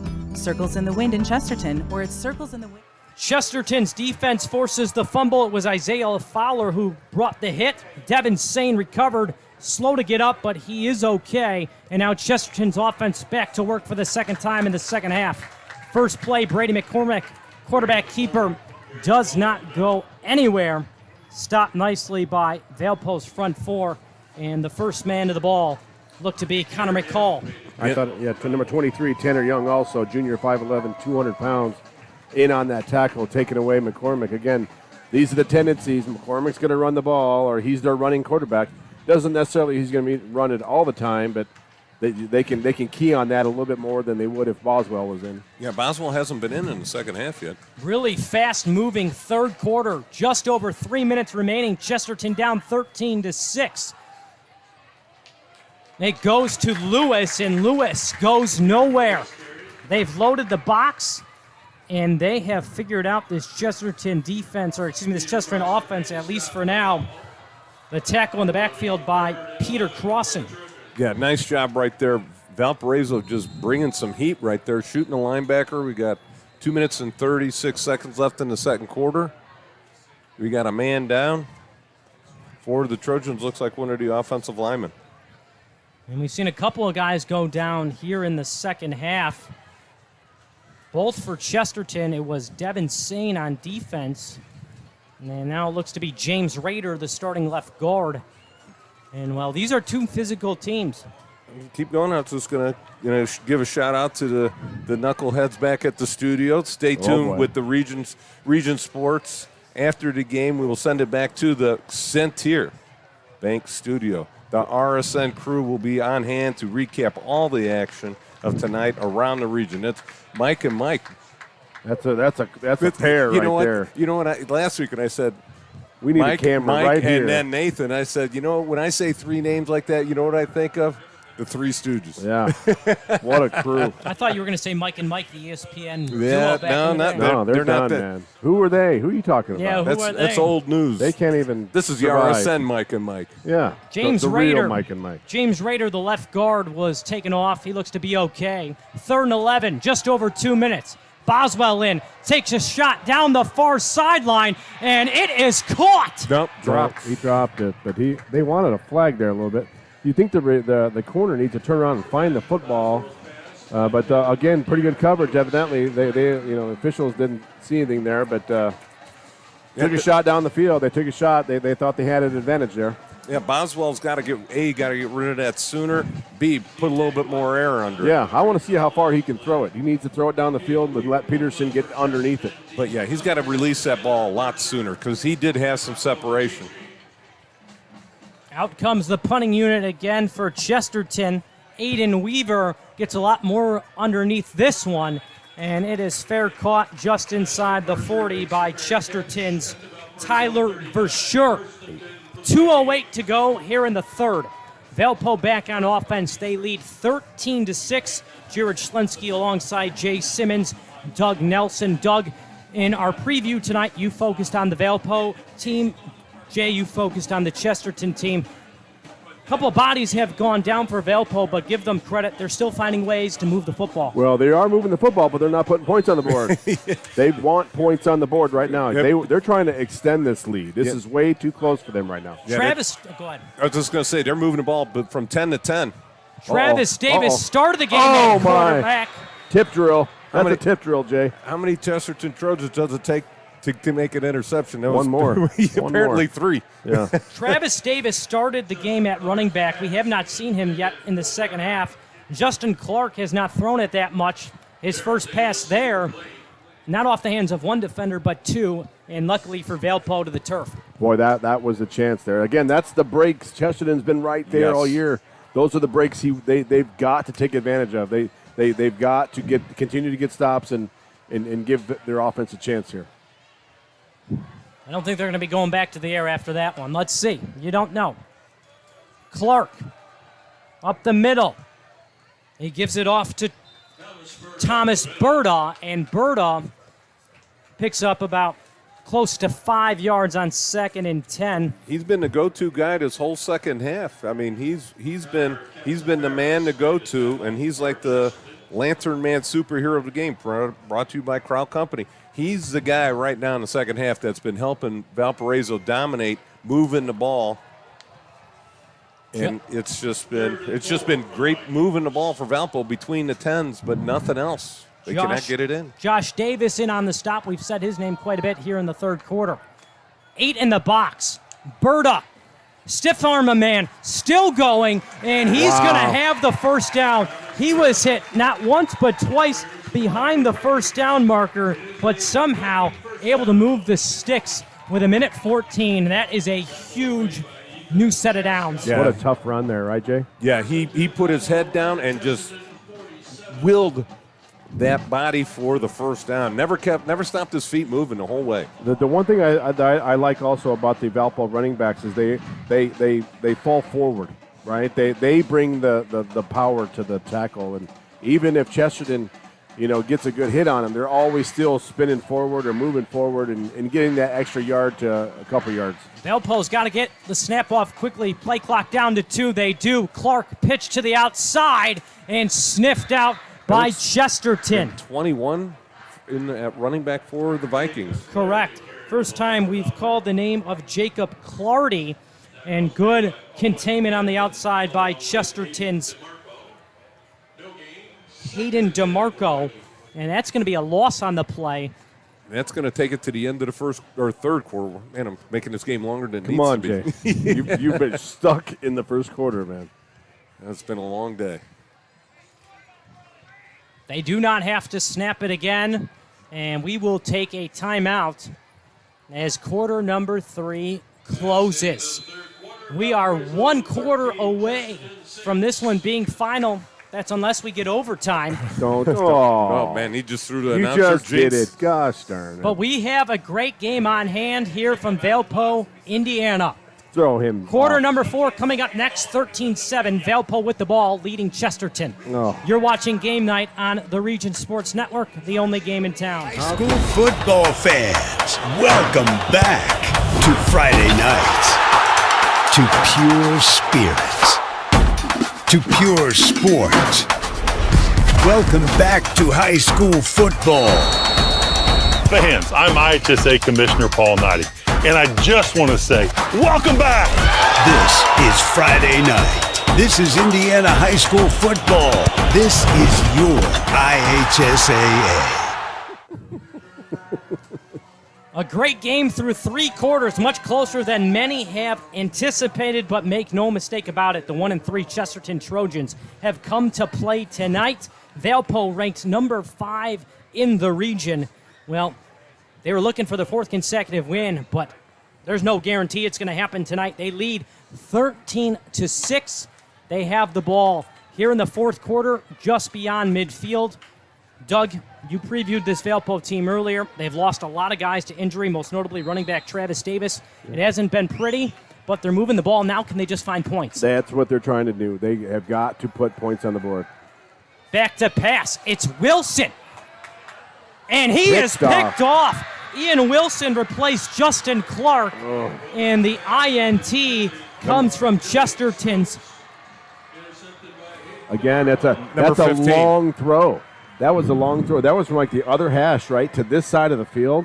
Not only is it along down the field, but it's across the field. He's got to throw it long and give his receiver a chance to catch it and nobody else. Ethan Chesko with the interception did a nice job positioning himself between, it almost like he was boxing out for a rebound. Absolutely. Good position, made the catch, and held on to it. Yeah, Valpo's doing whatever they can to keep Chesterton in this ball game. And you know what? You let a dog into an underdog into the game this late at 11:52 in the 4th quarter. You never know what's going to come up and bite you. 2 receivers set to both sides. Ball at the Chesterton 17. McCormick option pitch. Garrett Lewis goes nowhere but a fag. Did he get a face mask? Nope. No, that's a hold. That is a push in the back. Number 7. I called that one from up here. Yeah, that was Levi Willing. Easiest call of the night right there. Yeah, I nailed it. Mr. Obvious appears again. There you go.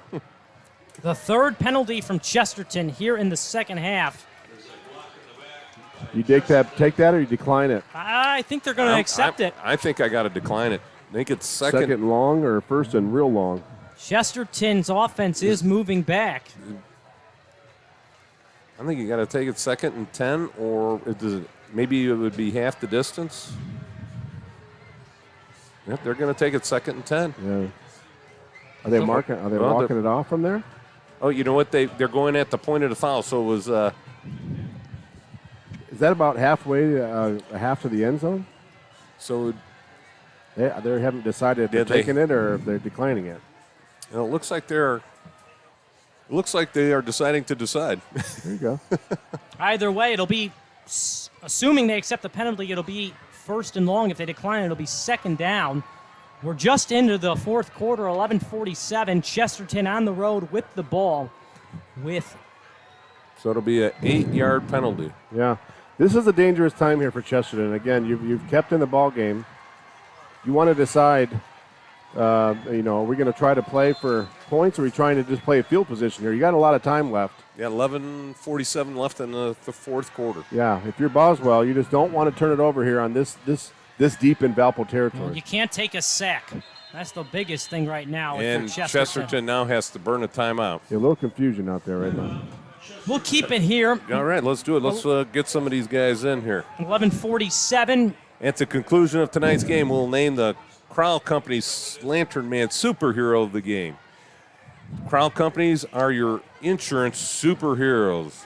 And also at the conclusion of tonight's game, we will bring you the Proud Union Home Play of the Game presented by IKORC, the Indiana-Kentucky Regional Council of Carpenters. Also at the conclusion of tonight's game, we will name the Boilermakers Local 374 Blue Collar Player of the Game, brought to you by Boilermaker Local 374, Earn while you learn with Boilermakers. 374. And the last one. Stay tuned for the Region Sports after the game in the Centier studio. The RSN crew will be on hand to recap all of tonight's action. All right, I'm done with the reads. Somebody else help me out here. Thank you, Jay. Make that bigger font or something over there for that guy. 11:47 remains here in the fourth. Chesterton down by 6 points, has the ball. 3 receivers set to the far, backed up in their own territory. Boswell from his own end zone dumps it off to Wheeling, but it hits the ground. It might actually be best that ball did hit the ground. Didn't look like they had a whole lot set up. That's a good call. Yeah, I agree with you there. Right? But he needs to secure the ball. And we got another guy down here with the cramps here. A lot of leg injuries here late in this game. Isaiah Fowler, two-way player, plays left tackle on defense. 59, I think. I'm sorry, 59. And Isaiah Fowler plays defensive tackle. Yeah, left tackle, D tackle. And he two-way is guy. down. Two-way guy. It's a warm night. It's warm. Let's talk about what these two teams got to do if they're going to come out on top. We'll start with Chesterton. They're trailing.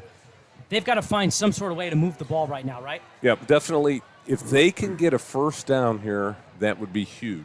Because, you know what, if they punt the ball, Valpo's going to probably get it in their territory, a short field, and some type of score, I'm going to say. Yeah, and again, I agree. And they might have to eventually take a shot down the field, Jay, and hope for Peterson down the field and give him a chance to run under the ball.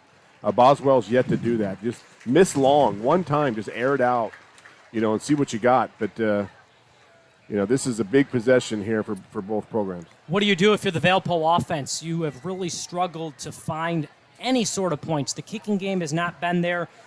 You have gained a lot of yards. You've outgained Chesterton by nearly 100 yards, yet you're only up 6. I think if you're the Valpo offense, the clock is your friend. I think you run the football and keep that clock moving. Empty set. Boswell's pass deflected at the line of scrimmage. Fortunately for Chesterton, it hits the ground. And Chesterton, their second straight 3 and out. They are going to be forced to punt, and this isn't going to be easy. No, it's 3rd and long here. They accepted the penalty. You're right. So 3rd and 19. That pass looked like it was intended for Aiden Weaver on the outside, but again, the defensive lineman knew what to do. Once they saw the quarterback starting to release the ball, got their hands up, batted it down. If you're the Valpo defense, you do not want to pass interference. You want to get off the field here and make them punt from their own end zone. So have some discipline, play deep, play your nickel or dime defense, put some pressure on the Boswell, but do not have a pass interference. Let's see if Chesterton just runs this ball. No, they're going to take a shot for the sticks. Boswell down the far sideline, and that ball is caught but out of bounds. No, it's good. Again, that's the kind of shot I would like to see second down. I would have liked to see that a little bit earlier and give them a chance or two. But now they got to punt from their own end zone. Maybe Valpo brings some heat here. They got 2 returners back.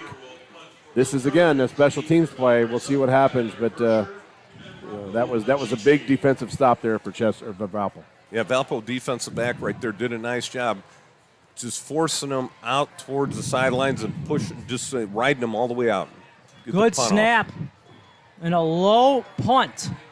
It does take a Chesterton bounce, and Valpo will go to work from their own 40. Good starting field position for the Vikings, and you're well aware if you're head coach Bill Marshall, any type of score, field goal or touchdown, might put this one out of reach. Yeah, the way that their defense is holding Chesterton, I agree. You just have to find a way to put points on the board, some kind of field goal. Of course, you want 6 points of the touchdown, but run the football, hammer away, limit the turnovers, and take care of the ball. If you're just tuning in, all the scoring has been in the first half. Neither team has scored here in the second half, and it's only a 13-7 game. A lot of injuries for Valpo. It's Wilson in with Berta. Berta on the first down carry has the first down. He gave Josh Davis a piggyback ride before hitting the ground. That's a great first down for Valpo. Again, move the chains, give him a short second down distance. That opens up the playbook as we talked about. But again, if I'm Valpo, I'm looking at that play clock, run that thing down under 5, and continue to keep the ball on the ground. They say it was about 9.5 yards instead of 10, so it is going to be second and less than a yard. Wilson in at quarterback. They do have the extra tight end. Berta to his right. gets to the 25. Looked to be a little bit of a counter run, and Berta made the first man miss and did the rest. Yeah, Berta did a nice job. He got to the line of scrimmage. There was a Chesterton Trojan right there. He gave him a little bit of a head fake to the outside, cut it back to the inside, and picked up about 6-7 yards on the play. You're testing it. You start ripping for the ball. Yeah. Right? Yeah, that Peanut Tillman stuff. Punch the ball. Yeah. You want the ball at this point. I mean, Valpo's turned it over a couple times. Why not? Let's go for that. This is about Ian Wilson's fourth series. He has not played all that much tonight. Big hole closes up pretty quick. That was 21. Second time we've called the name of Jacob Clardy, and Clardy a good first down carry, and the clock continues to roll all the way down below 10 minutes. But we're getting to that area where Chesterton's been really strong defensively in the red zone. Let's see if Valpo can break one here and get in the end zone, but Chesterton's done a great job here tonight of this. Do have man-to-man on the outside, single high. Wilson gives to Berta, and Berta steamrolls a couple of guys for the first down and then some. Thomas Berta might not be the starter, but he's had a performance tonight. Yes, he has. He has got low center of gravity, and when he gets going, he gets his shoulders out in front of him and just nailed one of the Chesterton Trojans. He's a bruiser there. He runs through guys. They're at the 11, so they can still pick up a first down. Berta on 1st and 10 does not get a whole lot.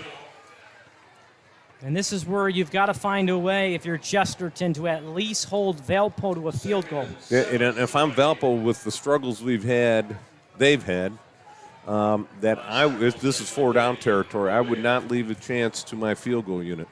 That end, just as you were saying, Jay, Chesterton's got to bring the house. I think you got to try to stop the run and try to get in their backfield. Wilson gives to his main man, Clardy, and Clardy is in for 6. Jacob Clardy finds the end zone for the first time tonight, and it's a 2-score lead for the Vikings. That's a big one for Valpo. Let's see if they can finish the possession with that extra point. But that with the way that Chesterton struggled scoring the football tonight, that's a big possession there for Valpo. 9:10 remaining here in the fourth, so it's not like Chesterton is completely out of it. The PAT pending from Jackson Kopp. Good snap, good hold. The kick is good. Wide, or he hooked it to the left. My goodness. A 13-point lead for Valpo. It's still a 2-score lead. We'll take a timeout here from Vikings Field. You're watching Game Night on the Region Sports Network, the only game in town. From schools to stadiums, hospitals and bridges, everywhere you look, union carpenters are building Indiana. With jobs and skilled trades in high demand, there's never been a better time to start building your future. As an apprentice, you'll earn a debt-free college degree, earn while you learn, and receive great benefits like healthcare and retirement. So what are you waiting for? Visit carpenters.com to learn more. Visit carpenters.com and start building your future today. Jacob Clardy finds the end zone for the first time tonight. As a result, it's the first score of the entire second half. And more importantly, if you're Valpo, you now have a 2-score lead of 19-6. This game, though, far from over, Doug. We've seen Chesterton move the ball, but they have struggled when they get into Valpo territory. If they're going to have any chance of coming back tonight, they've got to get points here, specifically 6. Yeah, the possession that they did score, they moved the ball methodically. They stayed within the chains. They did well on first down. They didn't get predictable. They had a good mix of run and pass going, so they just need to drive like that. There's not need to rush yet. Kopp has had a couple of booming kicks tonight. This one is not one of them. It's hauled in by Garrett Lewis, and Lewis still on his feet, bursts all the way out to the 25. And Lewis was the guy that really got Chesterton going on their only touchdown drive back late in the first quarter.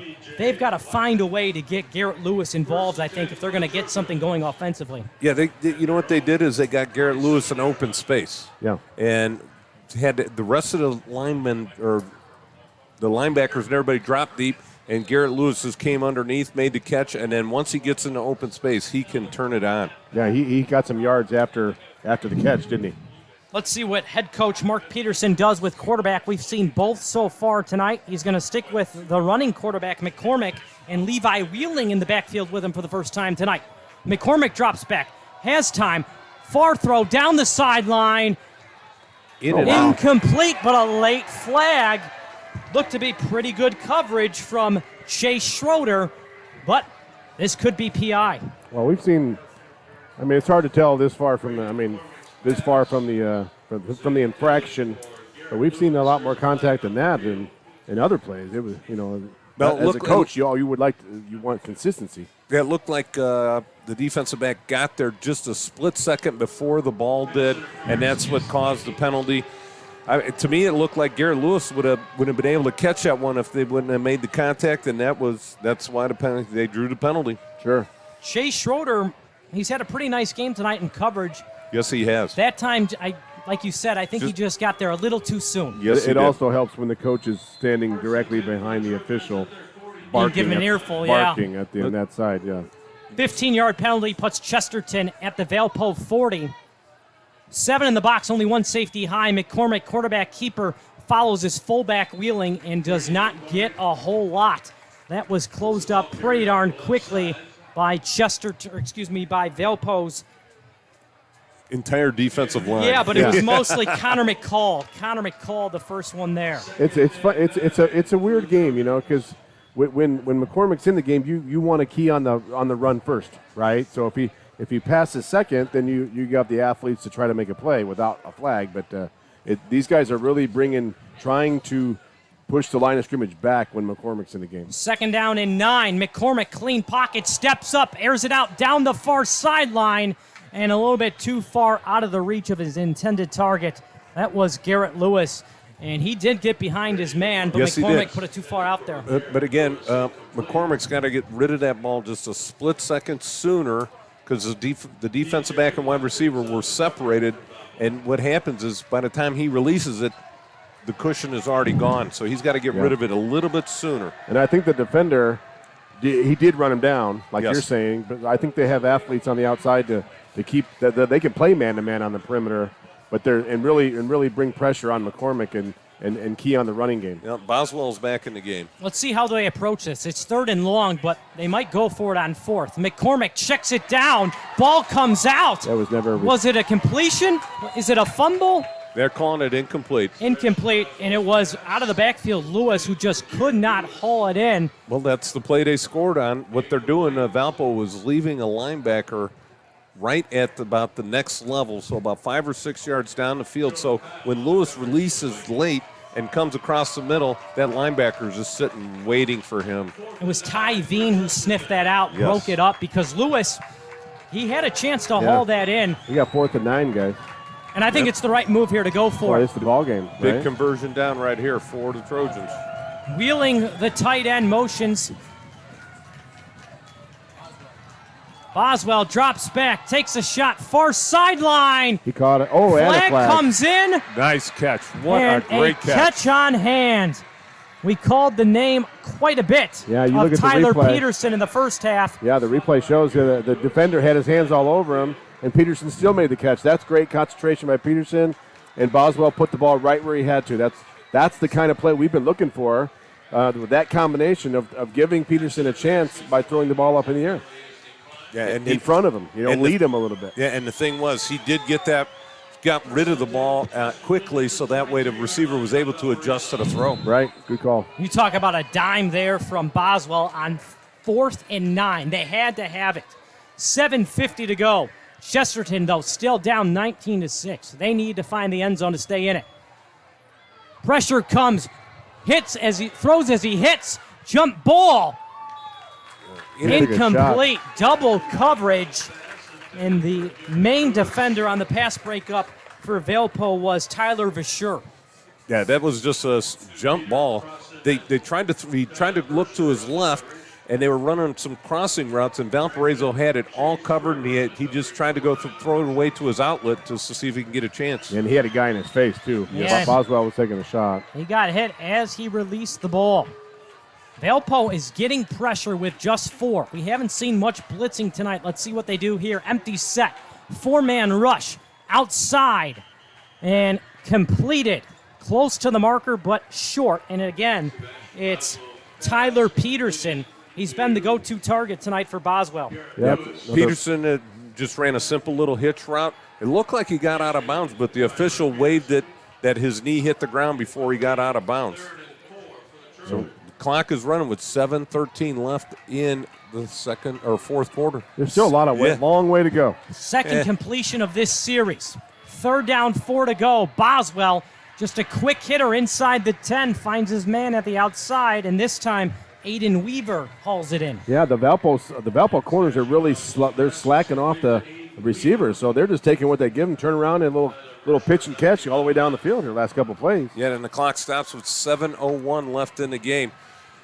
Nice job right there. Now I think you fake the hitch, go over the top, even though it might be for short yardage. But right here, I think you can bait the defensive backs for Valpo.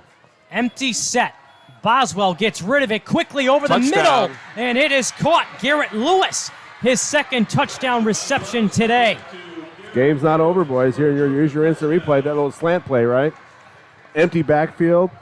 That was a little slot with a linebacker trying to guard him or a safety. That was a good matchup for Chesterton. And Garrett Lewis works his body inside the defensive back and is able to come up with the catch and hit right in stride. Garrett Lewis with a nice catch.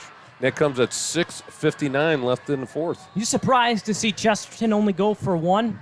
A field goal from Valpo would make it a 2-score game. I think you never chase points there. It is a 7-point game. The PAT would make it 6. There you go. They're it giving is themselves up a and chance. through. Valpo can make it a 2-score game with a field goal, though. 6:56 to go. It's back to a 1-score lead for the Vikings. We'll be back here on Region Sports. You're watching Game Night on the Region Sports Network, the only game in town.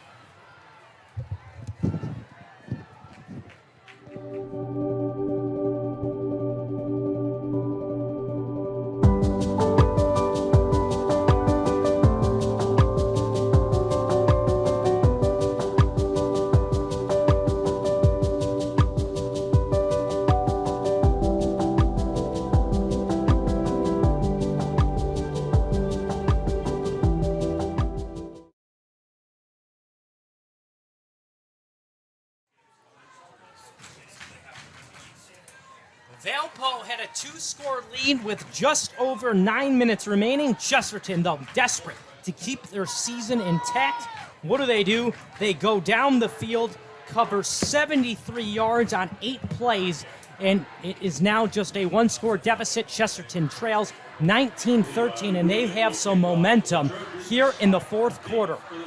Yeah, Garrett Lewis with the second touchdown reception of the night. The first one came at 38 seconds left in the first quarter, and the second one comes here with 5:56 left in the fourth. Garrett Lewis playing a heck of a game at the wide receiver position. 6:56 to go here in quarter number 4.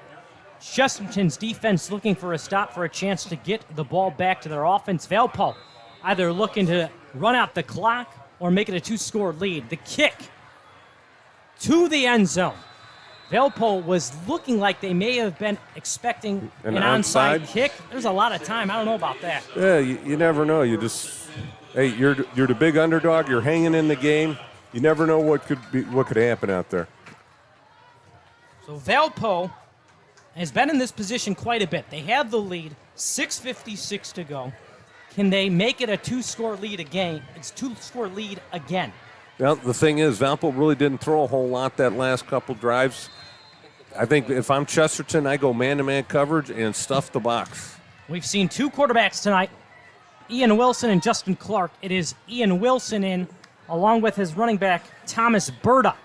Berta, on first down, has a big hole past the first down all the way up to the 35. 15-yard gain. Woo. That was a nice move right there by Berta. Once he got in a hole, just hit it fast and hard, and he just accelerated down the field. Great job of the offensive line. And falling forward, that's what we talked about earlier. That's what you couldn't ask for a better play there for Valpo.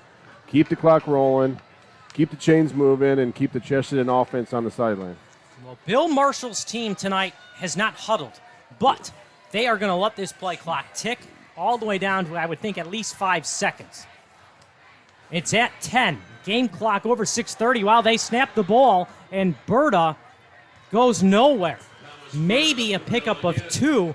Well, it looks like he got about 3 or 4. But again, like me and Doug been talking about, he's got that great forward lean. He got hit right at the line of scrimmage, and then he leans forward for a pickup of 4.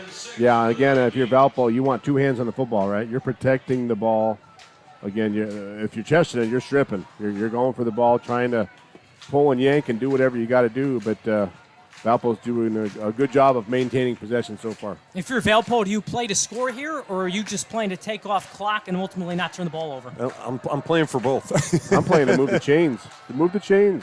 Stuffed on 2nd down. The first man to the ball carrier, Josh Davis, did not let Thomas Berta out of his sight. No, that was 21 for the Vikings. Oh, yeah, excuse me. It was not Berta. It was Jacob Clardy who had the touchdown on the previous drive. But 34, Josh Davis. We've called his name a lot here in the 4th quarter. Big 3rd down, boys. Big 3rd down. See if Chesterton can get a stop. See if Valpo can find a way to move those chains. Well, I tell you what, I can hear the Chesterton student section all the way over here. That's a great loud. showing, huh? That's a great showing down over there on the left-hand side. Berta on 3rd down. Isn't going to get it. Stuffed by Chesterton's D-line. Number 48. Let's see if Connor Costafaros along with Keegan Wrigley. And now you have to punt, I think, if you're Valpo. Boy, I'll tell you, that is a huge stand by the Chesterton Trojans right there. That's a blue-collar type of defense right there. Boilermaker Local 374. Blue-collar defense right there. Great call right there. Any chance of a fake here? Let's see. That's a Zamia type call right there. Good snap. The punt is high, and it is short. Bad punt. Really short. And it's going to take a Valpo bounce. Oh, boy. But good starting field position for Chesterton. They're going to go to work from their own 35. That's about a 25-yard punt. Not what you really wanted right there. Oh, man, Chesterton, you're licking your chops if you're Chesterton. What else could you ask for? They've got to cover 65 yards to take the lead or at least tie the game. They're down by 6. PATs have been an issue tonight, more so for Valpo than Chesterton. Well, if Chesterton does take the ball down the field and scores, then we have what you were talking about earlier. Don't say it. I didn't say the word. We know what you're implying. Also talk about maybe not going for 2. No, they were not going to go for 2. Chesterton, though, no, they elected not to, and it's not going to matter. First play here of the drive, a little bit too far out of the reach of Toma. He had him, too. If you're a Chesterton fan, this is how their season's gone for the most part, though. It's come down to the last 5 minutes of every game. A big play here, a big play there. Again, we talked about it. You keep knocking on the door and putting yourself in that position. Eventually things will go your way, but they're just trying to get one more big play here down the field. Maybe looking for Peterson down the sideline or. It's been mostly Peterson as the intended target here in the second half. With time, little swing pass. Go to the flat, and very little room to work for Garrett Lewis. A huge tackle on hand by the outside linebacker of Valpo in Jonah Kyle. Yeah, Jonah Kyle came up, made a nice tackle, wrapped up around the legs, gave Lewis nowhere to go with it.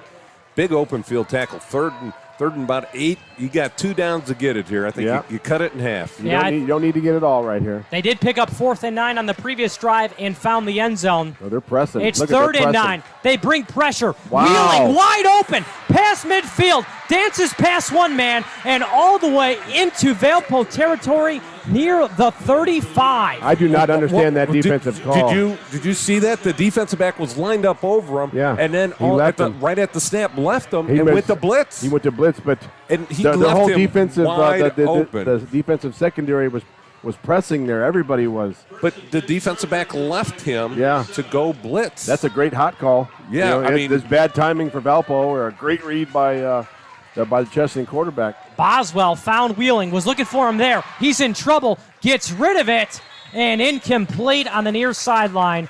Was looking for Aiden Weaver. They brought 6 on that play, and Wheeling was open over the middle, and give credit to Boswell. He did not panic, put it on him. Yeah, he did a good job. They lived to fight another day, and it's still their ball, but it gave their receiver a chance to make a play. Play number 5 of the drive. This could be Chesterton's final offensive series.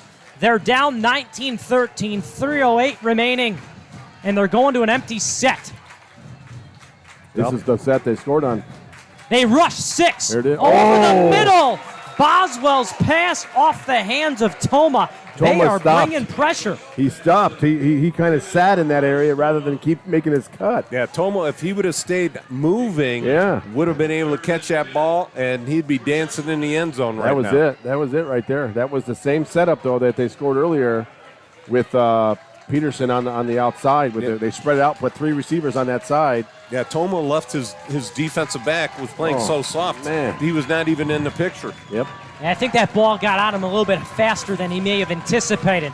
This Valpo Vikings fan base is on their feet. They're stomping on the stands. 3:05 to go, 3rd and 10. Pressure comes. Boswell hit as he throws, and it's broken up. Tried to thread the needle to Garrett Lewis between 2 guys. Got somebody down for the Vikings. I hope he's okay, but he's acting like something's really wrong. Yeah. A tough break there for Boswell. He got hit, made a pretty good throw, but ultimately able to close in on the play was the linebacker, Ty Veen. Yeah, it looked like a couple Valpo guys ran into each other. Some friendly fire out there. Yeah, we got a 4th and long. We hope the young man's okay, of course. But big time here. It gives a kind of a free timeout for Coach Peterson and his staff over there to try to draw something up in the sand. Well, let's talk about what you do if you're both teams. Doug, let's start with you. You've really been the insider tonight for Valpo. They didn't pressure all that much early on, but they have brought pressure now here in the 4th quarter. It's 4th and 10. What do you look to see from the defense here? Again, I think you got to key on Peterson on the outside, and you got to maybe bring some pressure on Boswell from up the middle, so you're not leaving anybody too open.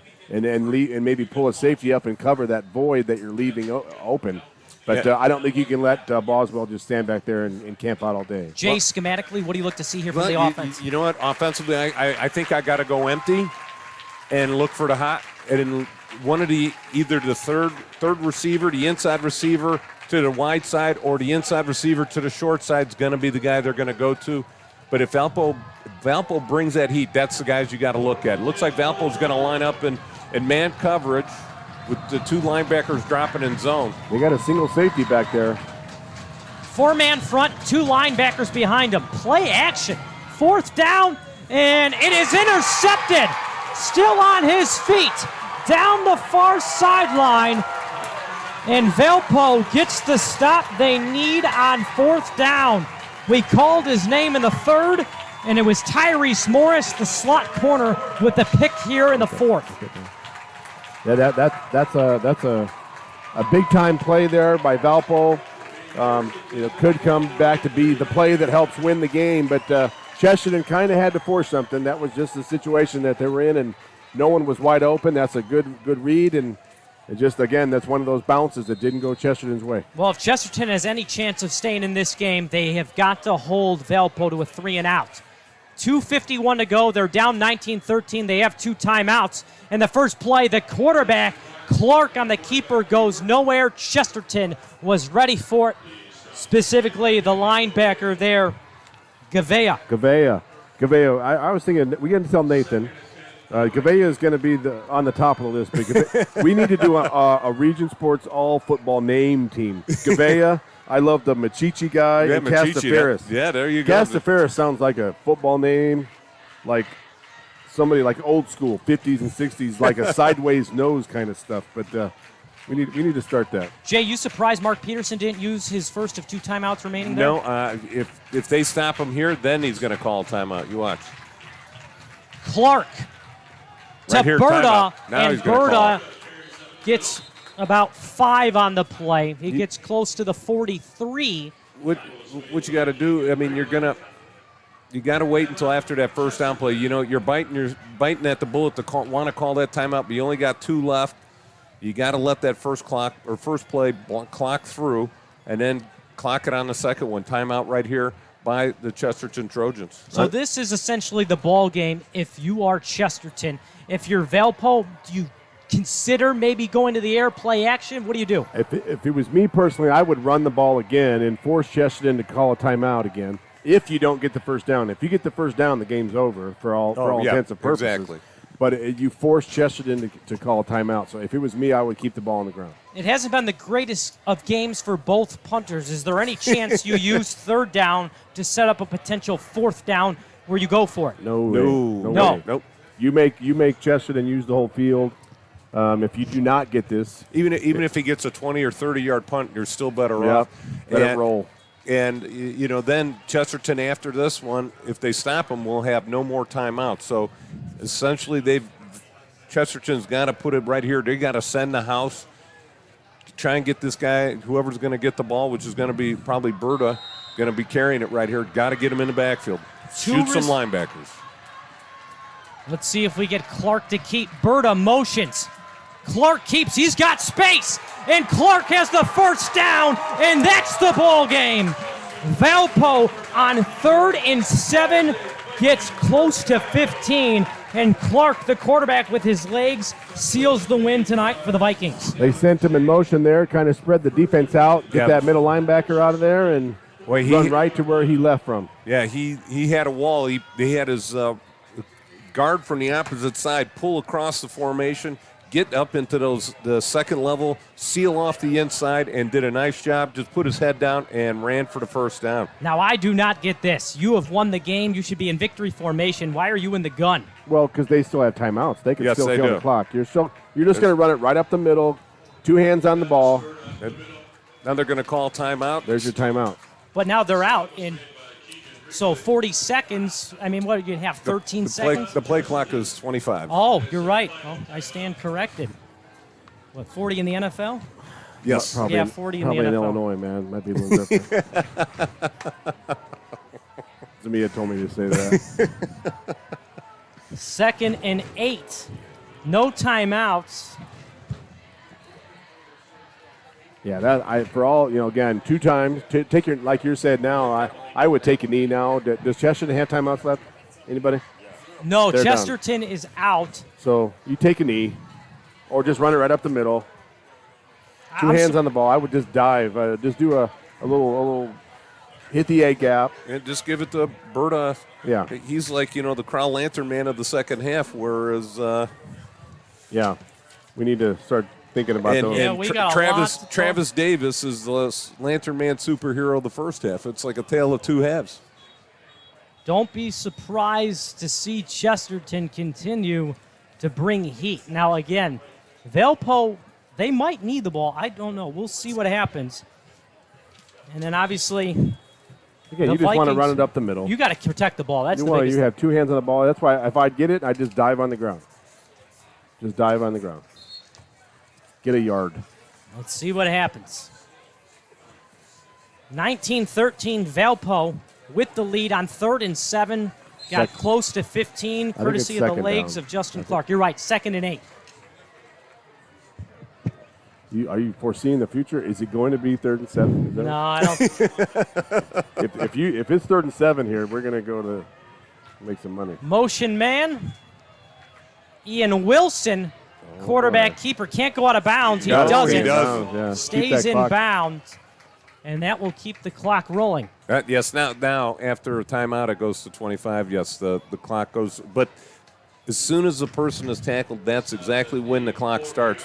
We have the clock guy sitting next to me. He's shaking his head. Yes. I like it. This guy's been agreeing with me all night long. Yeah. Maybe nobody else at the studio or you guys agree with me, but he has. You take a knee now here? Sure. Yeah. The play clock is at 8. The game clock is just over 40. This should be the last snap tonight. Yeah, and that be it, right? will do it. Valpo does not need to snap the ball again. Make no mistake about it. What a nail biter, though, huh? Chesterton gave Valpo everything they could did. handle. The final tonight here at home for the Valparaiso Vikings 19, the Chesterton Trojans 13. We'll take a quick timeout. When we come back, we will recap, and then we will give you all of our player awards for the night. You're watching Game Night on the Region Sports Network, the only game in town. Chesterton fans, you can get all your Trojan gear at Lee's Hallmark on Indian Boundary in Chesterton. From sweatshirts and hoodies to hats, t-shirts, sweatpants, and jackets, Lee's Hallmark has everything you need to show off your Trojan pride. To view the full stock of Chesterton apparel, as well as the other great merchandise that Lee's Hallmark has to offer, visit them online at leeshallmarkchesterton.com. Lee's Hallmark in Chesterton, proud to support the Trojans. Hanger Insurance Group in Crown Point is passionate about providing a premier service insurance agency featuring customized coverage and meaningful relationships. They understand that you've built a life and they want to help you protect it. From home to life insurance, they offer a wide variety of coverage to fit your needs. From choosing a plan to filing claims, Hanger Insurance Group's agents are ready to help. Stop in for a quote at 950 South Court Street in Crown Point or visit them online at hangerinsurancegroup.com. Protect what you love. Beautiful heirloom quality furniture handcrafted by Indiana Amish artisans. Contemporary to traditional and anything in between. Wood selections and custom stains and finishes to match every decor. Affordable, ready, and delivered in just 6 to 8 weeks. Why settle for mass produced when Circles in the Wind Amish furniture makes made to order furniture so easy? Never settle. Circles in the Wind in Chesterton or at circlesinthewind.us. Amish quality, crafted for a lifetime. Valpo hangs on here at home for their 4th consecutive win. They take down Chesterton 19-13. Many probably didn't think this was going to be a close game. Valpo came in at 3-1. Chesterton came in at 1-3. But give them credit. They made the ride down Campbell Meridian Road, and they gave this Valpo football team everything they could handle tonight. Valpo picks up the win. They are now 4-1, undefeated in conference play. Chesterton falls to 1-4. They've now lost 4 straight and winless in conference play. At Chesterton, you got to call them the Heartbreak Kids, man. That's the 3rd one in a row where they've lost by less than 7 points. And you have to believe, again, things will go their way. They have to just keep chipping away. These will eventually pay off down the road. You take the lessons from these and carry on and move on. Let's talk a little bit about this game first before we get into the awards. I know we've got a lot of awards to hand out, go over a lot of highlights. We can go over the scoring if you guys want to. Let's see. We started off with Travis Davis, Valparaiso running back, 6-yard run that came at 9:17 in the first quarter. It puts Valparaiso up 7-0. Coming back late in the first quarter, Garrett Lewis with a 24-yard pass from Sebastian Boswell that came at 38 seconds left in the first quarter. PAT. No good. And in the second quarter on the very next drive, Travis Davis, a 33-yard run, PAT, no good. That came at 9:35 in the second quarter. That put it at 13-16. No scoring in the third quarter. The next score came with Jacob. The running back, the third stringer for Valpo.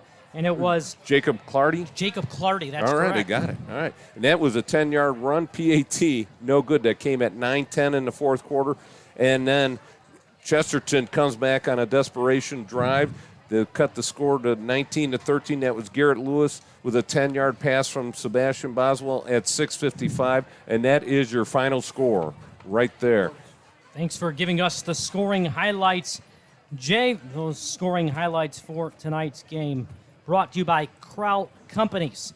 Let's now give out some awards. Those highlights, courtesy of Jay Simmons. There you now go. Let's talk about give Crowell any more credit than he deserves.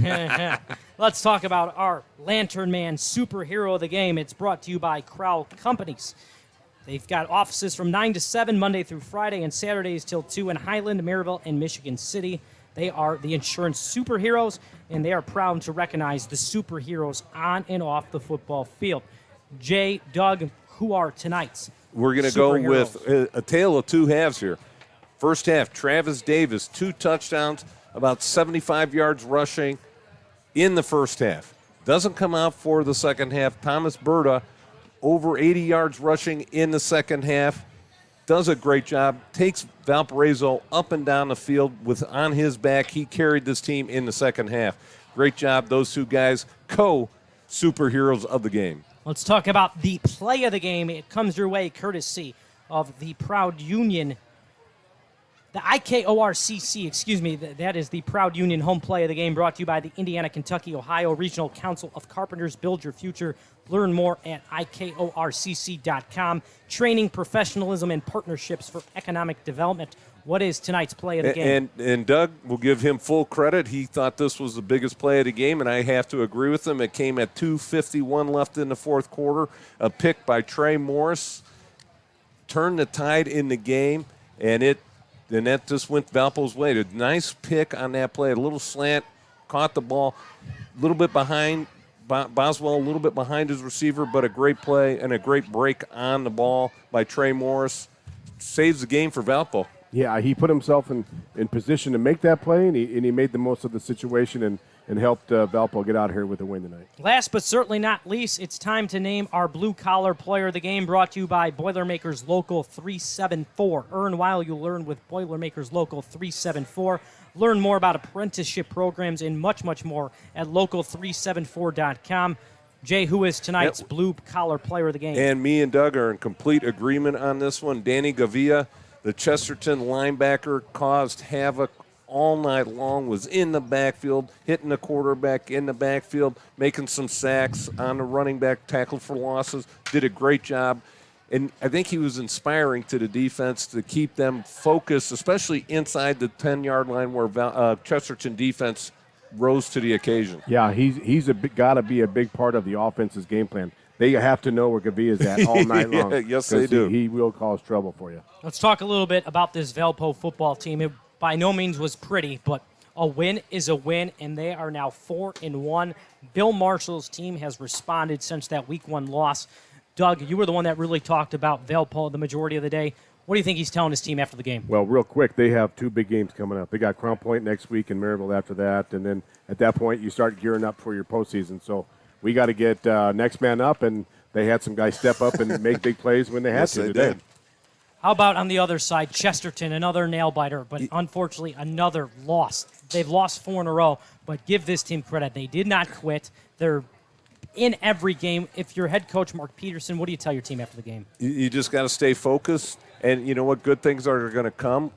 You work hard, practice hard, good things are going to come. And don't forget, stay with Region Sports. After the game, we will send it back to the Centier Bank studio. The RSN crew will be on hand to recap all of tonight's action from around the region.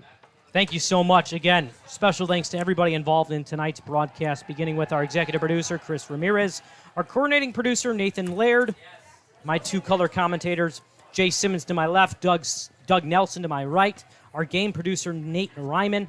Ryman, his name's Ramian. Ramian, I'm sorry. Nate Come on, Ramian. man. Yeah. Come on, it's getting late. We're not that late. Nate Ramian, our cameraman, Claude Martinez, and a special thanks to Athletic Director Stacy Adams of Valpo, Assistant AD Herb Hofer, both head coaches Chesterton's Mark Peterson, Valpo's Bill Marshall, and of course you watching online at facebook.com/regionsports and regionsports.com. Again, one more time tonight here from Vikings Field on the campus of Valparaiso High School, the final, Valpo 19, Chesterton 13. I'm Jared Schlensky saying so long. We'll see you next time here on Region Sports Network.